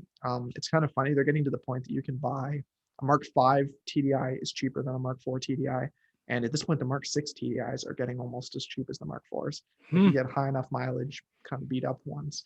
Wow. So yeah, but like that video I'd shown with my friends earlier, the Mark 6 CJAA, I think is the engine code, sport wagons are a far better modern daily now. Mark 4s are good, old cars if you're okay with an old car, but they bring with them the problem of any old car. Um, Although, as I will always say, I don't think you can critique them for what they are, but I think they're probably still the best choice you can make for an older economy car in a budget, in the sense that what I always say for people is like a testing bed is think about the era of economy cars in like 2000 to 2004. How Hmm. many of those cars do you still see on the road? Right. So my experience, and then look, when for those ones you see, which ones do you see? Because in my experience, I really only still see Jettas Hmm. and Corollas. And then you see some Civics, but they're getting kind of rare now. I don't Oh find you see yeah. that many of the 7th generation Civic anymore. You almost see more of the 6th generation than the 7th, I feel like, at this point. And you see occasionally the Mark 1 Focus, but also getting pretty rare. You don't see as many of those anymore. I Yeah. don't really see Sunfires anymore, personally. No. They seem to be just about dead. GMJ Um, bodies. yeah, even Cobalts, I feel like, are starting to get a little bit hard to come by. Yeah. Oh yeah. Um, So good old rot. Yeah. So when you think about it that way, it's like to me, the ratio of how many Jettas I see of like from 1999 than anything else is like pretty substantial. So clearly they did something at least kind of right, where it seems to be the only economy car people have really kept on the road of that era. Subaru Imprezas, you don't really see many of from that era anymore. Not that they really sold a lot to begin with, but Hmm. um, yeah, I mean, unless I'm forgetting another car company, but Nissan Sentras you never see from that era either. Hmm. It's really just Jetta and then a handful of like Civics and Corollas. The Corolla, I will say, of the early 2000s is also extremely reliable. That's probably the best pure, I don't want to put any money into a car vehicle you can buy, but they're also the most like boring thing ever. So I would never consider buying one. I mean, alongside those like really, really like cheap economy cars, we're also seeing vehicles like Camrys, Corollas. I think we kind of are seeing Corollas. I think my grandfather for the longest time owned, I think it was an '04, '05, maybe '06 Corolla, and just drove that thing basically into the ground. Actually, no, actually, it Yeah, wasn't that him who drove it into the ground. It was actually somebody else who borrowed his car and then proceeded to crash it with zero insurance. Um, so those cars last forever. Those things, like he was even driving, I think it was like an 80 something Honda Accord or something with the pop-up headlights, the Accord Coupe with the pop-up headlights. He had one of those. Um, and it was super, super cool. But unfortunately he got an accident with that one as well.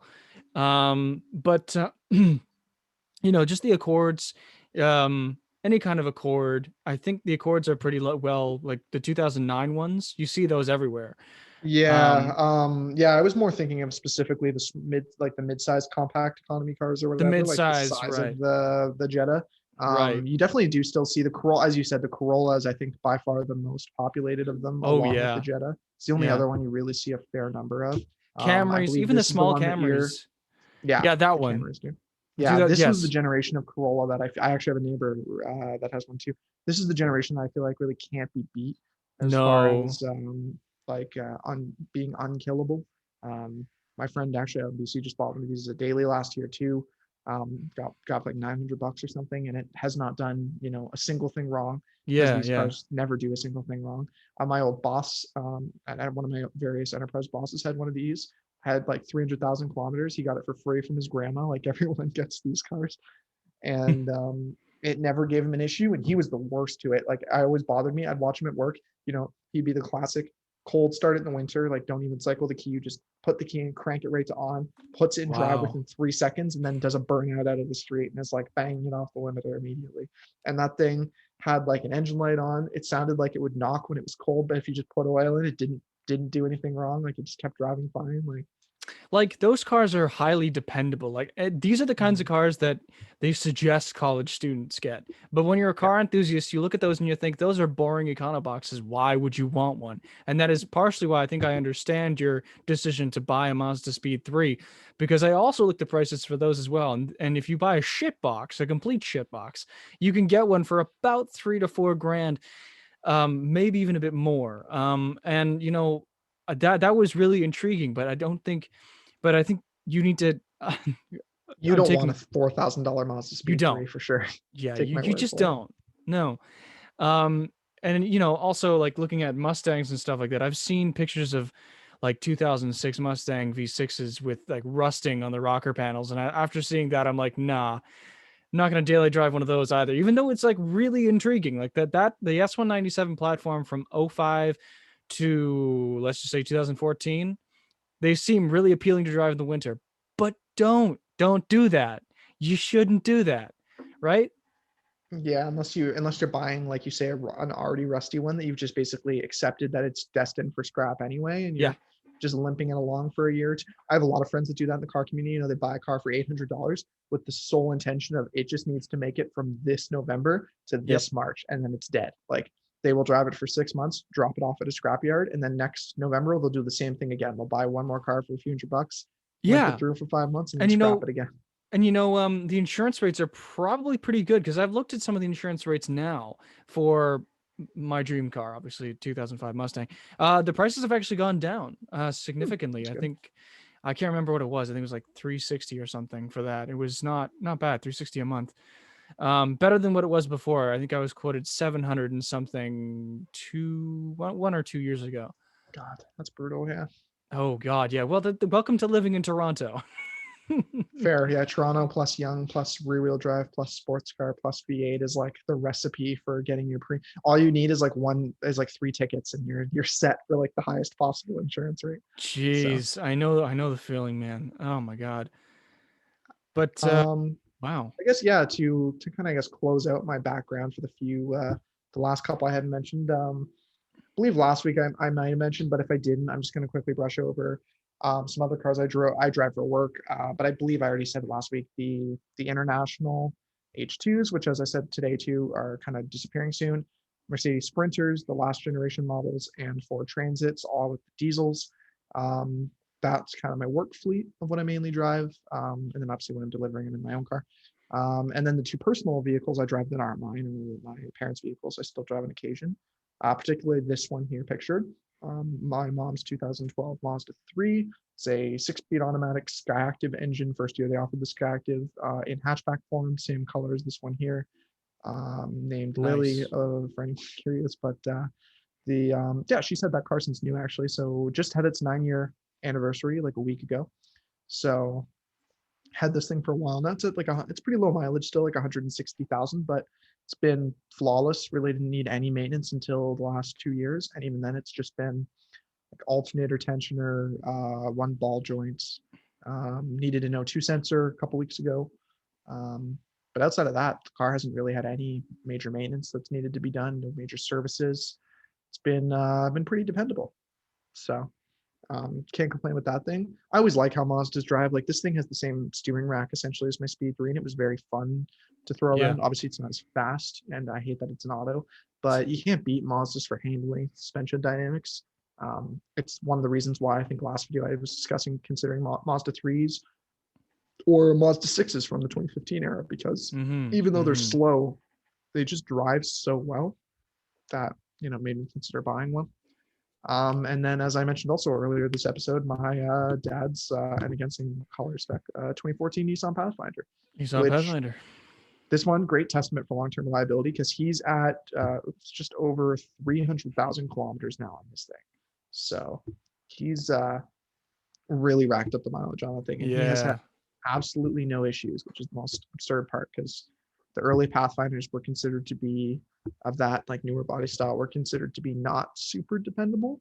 Mm. So he had the AC short out once, and it was a wiring issue that got fixed for dirt cheap.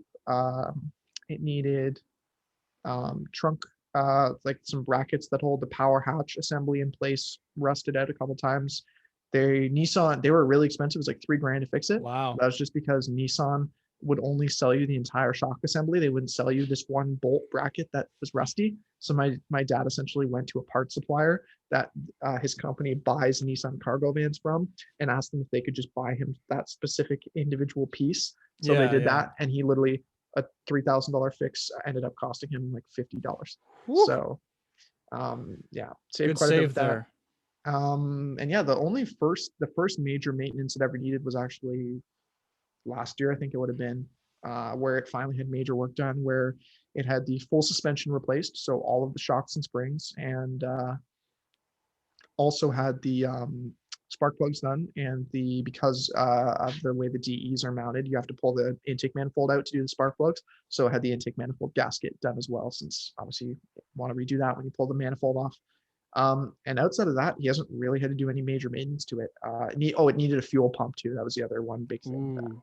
Yeah, So yeah. it has, he has spent, I would think it's probably added up, especially tires, over 10 grand in maintenance over time now. But even then, if you think about, owning a car for 7 years and putting 300,000 kilometers on it, it's not that bad, all things considered. I mean, No. how many cars kill an engine or transmission before 300 already? Yeah, yeah. So My he's been goodness. pretty lucky with that Pretty thing. lucky on that one. Yeah. Yeah, for a little while, the family had a nice streak of vehicle luck there. Nissans and Mazdas, those seem to be the ones, the ones that keep working without problems. Yeah, yeah, yeah. Very interesting how that works.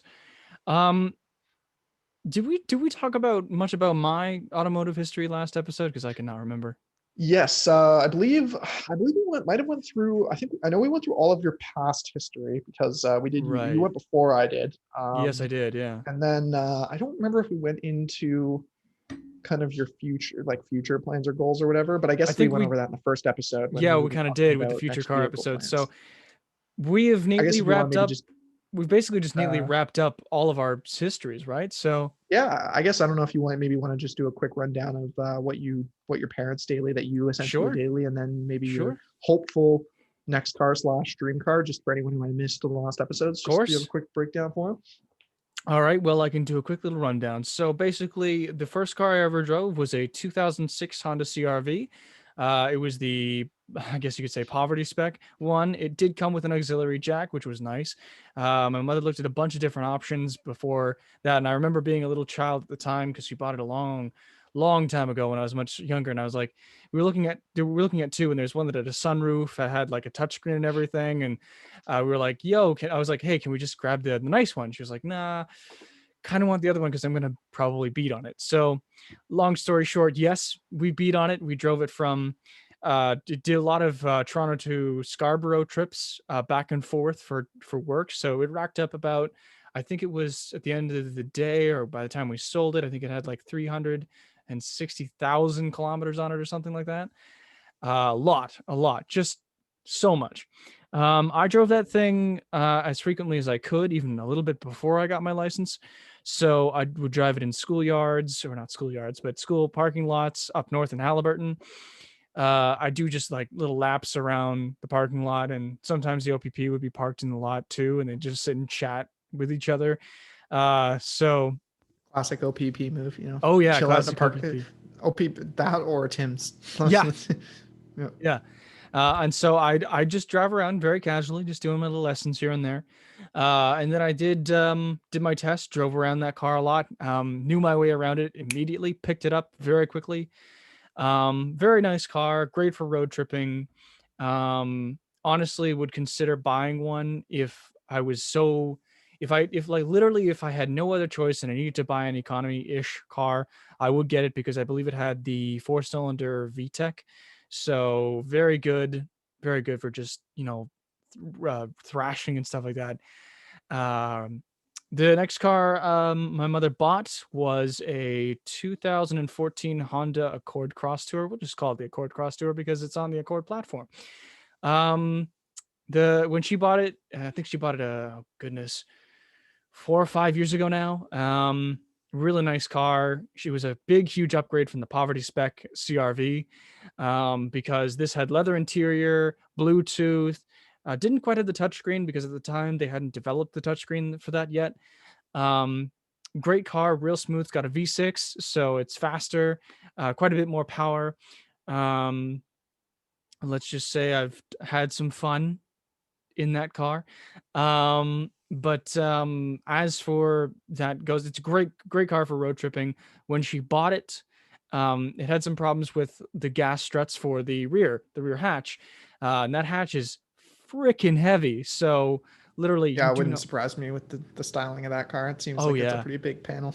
Oh, it's a huge panel and it's heavy too. Um, so we had to swap those out, and we got them done for free because the guy sold it to us that way. Um, Other than that, I haven't really driven much else by way of cars. I've been offered a chance to drive my grandfather's '05 Mustang, something that was kind of my dream. But again, you've always, like the old adage is, don't meet your heroes. And I'm terrified to meet that specific goal of driving that car because I'm terrified of what's going to happen. Like, I don't know. Yeah. Yeah. I mean, in theory, it should guaranteed be more fun than what you've driven in the sense that it's the first rear drive platform and stuff. Um, so it should be at least somewhat entertaining. I don't know if you want to drive that back to back with like a Miata or anything else, because then that might start making you think, or like a new Mustang, Mm, and then you're gonna be like, oh, well, this is kind of, like I can't imagine trying to jump from like I've driven my friend's like '93 Mustang GT. I wonder what jumping from that to like a brand new SS1 Elite Camaro would be. I feel like it'd be like, oh, this is kind of like, I'd suddenly yeah, feel like the Mustang was not nearly the same I thing. know. I know. Although Go ahead. credit to older cars, there is some character that can be said with them that you miss out in certain new vehicles. Like I know driving my friend's older Mustang, it's slower obviously than that new 5-liter Coyote convertible rental car I've driven, Yeah, but yeah, yeah.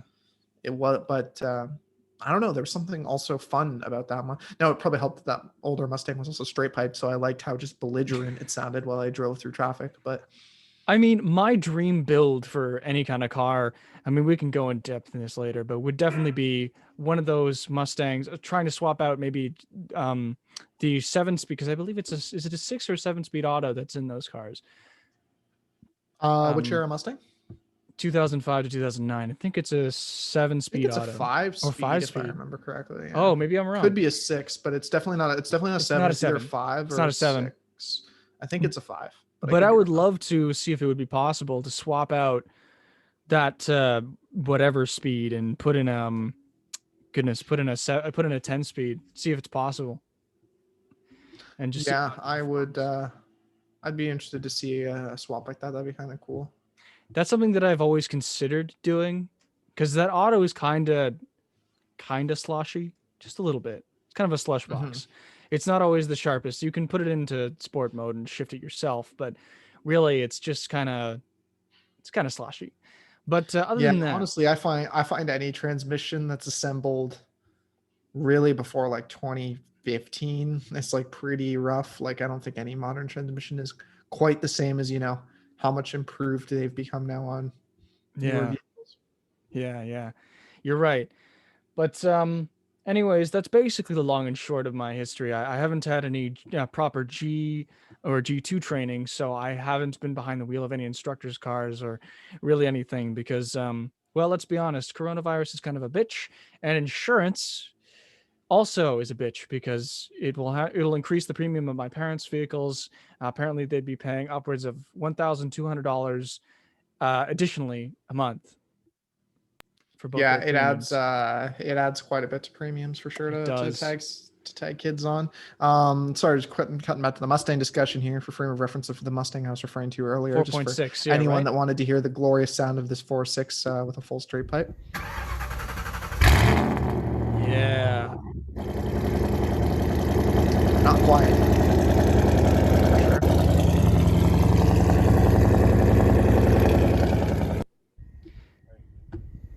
Oh, always had a nice sound to it. You know, that's why I'd always buy like a Varex kit for it or something like that. The valve exhaust for a Mustang Yeah, like that, this especially one if he it's in a did put street car. mufflers in eventually too. That Yeah. was at that period. It had no cats, no mufflers, no right. Like it was just cut straight from the headers back. So it was about as loud as you can get it. Also, didn't help that the transmission is like it works, but clearly something's wrong with the transmission because it sounds like it's got straight cut gears. But Yeah. here's a nice other video of it, like slow rolling through traffic, but you can hear the train here.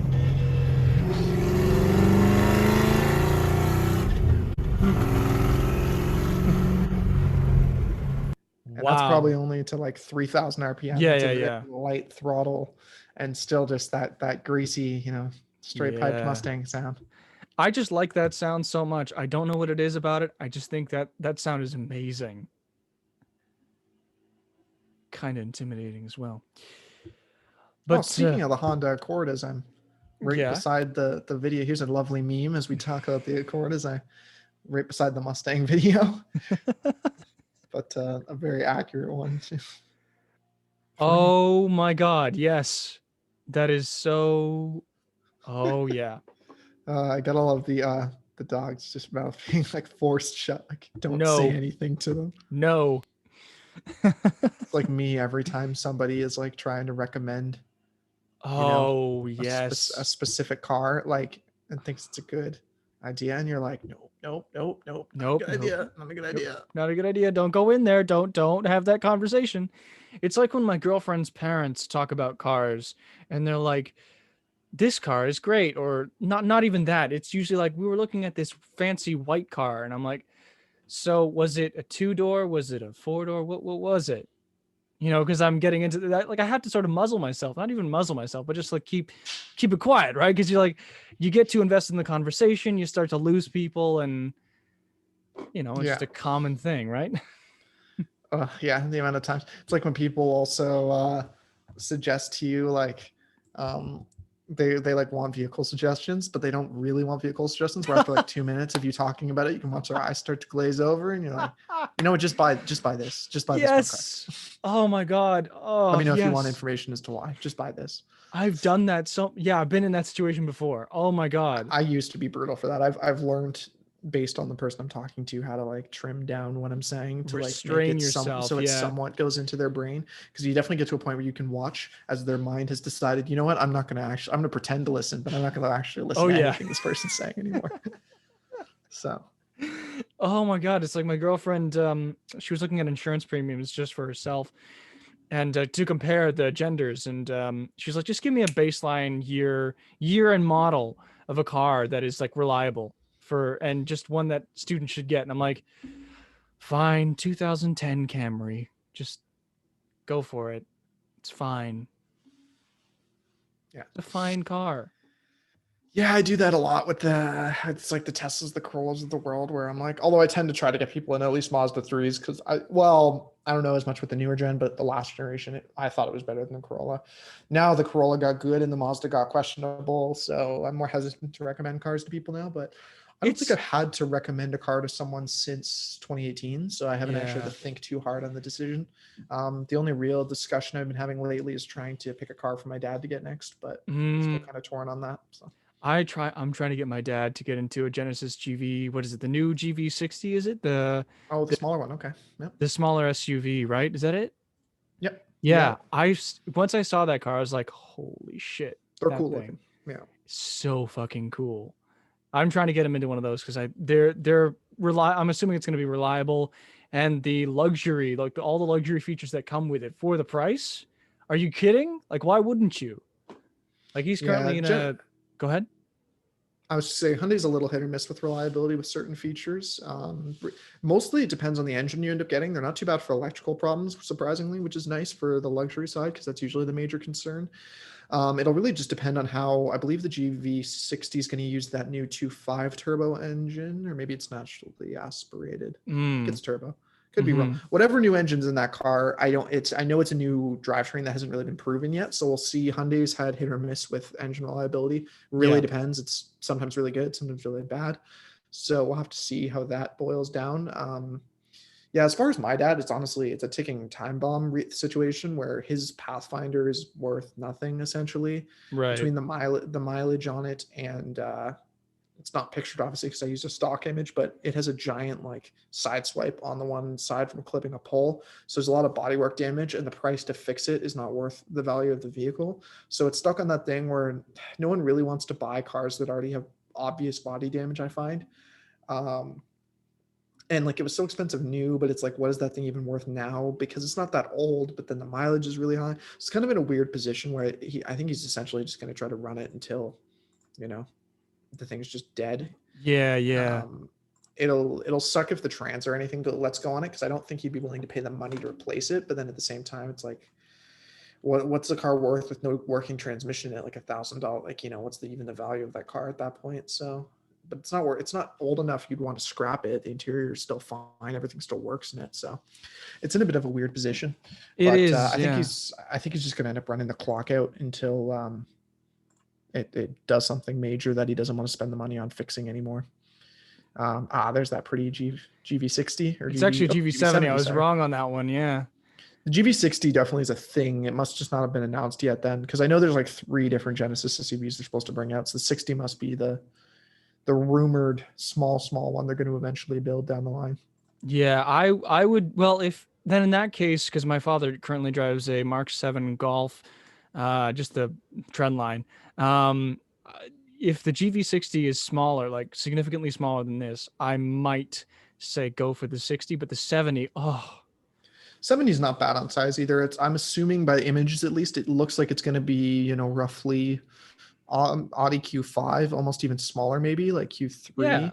BMW X3, I guess, would probably be the size it's closest to. Um, doesn't seem too overbearing. Like I think it would be fine in Toronto. It wouldn't be a parking issue or anything like that. no, And they really no, do just look so sharp. they do. Like, look at that front end. Like, Yeah, I'm a little mixed on the 80s personally, but I think the 70s are really beautiful. yeah, yeah, no, I see where you're coming from with that because I think we actually looked at one up close. Or you? No, we both did at the auto show press day. It's the mono grill that weirds me out a little bit, like that big single piece grill. I like how the 70 it's cut a little bit more with the bumper, so it's not as Yeah, overbearing. And then the GV80 also went for a lot more of a square look. Like if you look at those rear 3/4 shots, like it's a lot yeah, bulkier of an SUV in general compared to the GV70, which is going for a lot more of that sleek, nimble, compact look. yeah, This is yeah. going for more of that Escalade, imposing, large size look. That's a good shot of the GV80. Yeah, actually, I don't Surprisingly, mind that yeah, one. Actually, makes it look better almost there because it looks more Tahoe-like, where it's showing the size in a way that it gives more of like a road presence to it. yeah, yeah. I think justifies the ridiculous grill a little bit more too. Looks My more goodness, lean when you cut the photos lower. yeah, yeah. My goodness, this is gonna be one hell of a long podcast. Have you checked the time? No, I didn't even know where to check the time, but I know it's been We're running long. around the maybe even around the 5 or 6 hour mark. Did we start exactly at I 3? think no. We recorded after 4, so Oh, okay. So we're around. I we're don't still. I even. think we might be over 4 then, still on time. We're definitely over. We're definitely gonna have to, like. What I might do is I might just have to make videos, separate videos for this shit.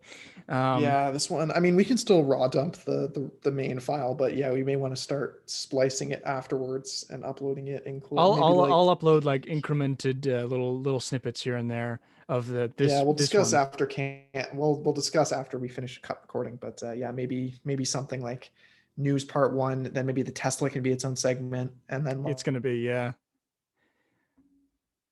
Uh, I lost you again. oh no, you got me.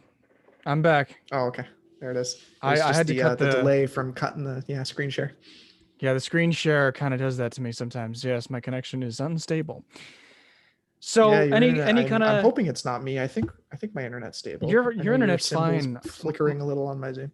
Oh, it is yours. Okay, I was worried It mine is might be doing mine. some weird stuff.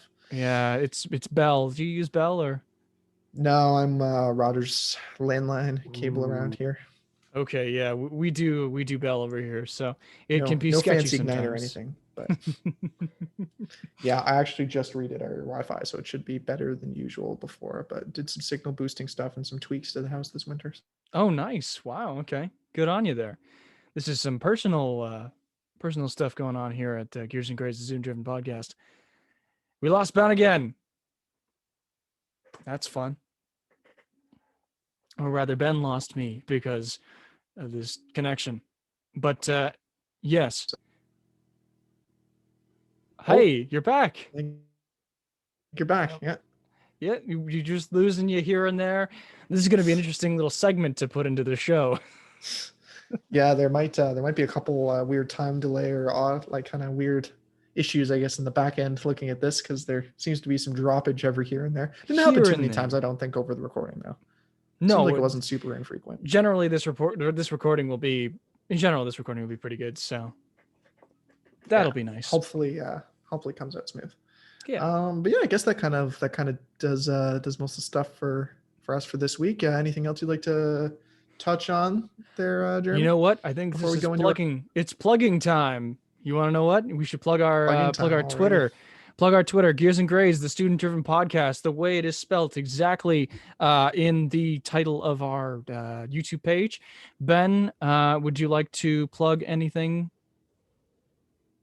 As you were saying, Gears and Grades. You can follow us on Twitter at Gears and Grades. Obviously, subscribe to our YouTube channel, Gears and Grades Student Driven Podcast. Search, just type that in on YouTube, and it worked for me. Did it on an unsigned in account, and the algorithm pops it right up to the top. There's not many views, but the title is specific enough that we come right up there. That's right up there, yeah. Algorithmically, you can find us. If you'd like to follow me, you can find me on Instagram at ben.bell97, or if you'd like to follow my review account, which has been a little bit stale lately because I don't drive as many cars as I used to, but at wannaben critic, kind of pun on wanna be, if you're looking for that account. And you can also follow me on Twitter at zoom till death, zoom under all spelled as is, zoom _till_death. Also, you can find, of course, too, in our YouTube video description, all of these handles and plugs and things like that. Where can people find you, Jeremy? You can find me on Instagram at Jeremy Honess. You can find me on Twitter at Jeremy Honess. Literally, nice. I've just taken my name, my last name, and just put it on the internet. So if you need to find me, just search Jeremy Honess. Literally, you can put it in Google, and you will likely find me. Lucky perk of having a name that isn't the same name as two famous racing drivers and a famous producer of The Sims 3, which is what you usually find when you Google my name. But there's like two Ben Bell racing drivers, and then there's Ben Bell's like the executive producer of Sims 3 or something. So typing my name does not get much specific results for me, but yeah, it's somewhat common. It is hilarious how you can just literally, I could Google search it right now, and literally that's all you come across. But that we'll save that for another episode, I suppose. But thank you. Go ahead. I was just gonna say, yeah. Otherwise, just again, a quick reminder: we already plugged it midway through the episode, but if you scrolled through because you saw the total video length and went, "What the fuck?" Next week, stay tuned. We will be having a guest, Lucas, on. We won't spoil much of his car collection, but as we said in the earlier hint, Euro enthusiast. So stay tuned. We're going to be discussing kind of some of his collection, probably talking a little bit on Toronto car culture, and touching on what other subjects, recent news, whatever else we feel like talking about. More on that Euro brand, because he's got a lot to say about that specific Euro brand. Yes, and I have some input about said brand as well. So it's going to be an interesting discussion for sure. I'm looking forward to it. Yes, I'm so excited. I think he's pretty excited as well. So I can't wait to get that episode going. But until then, thank you so much for watching this and sticking around, listening to us wherever you listen to us. For the most part, it's YouTube. And we hope to see you again next episode. Thank you very much. Thank you, everyone. Bye-bye. Take care.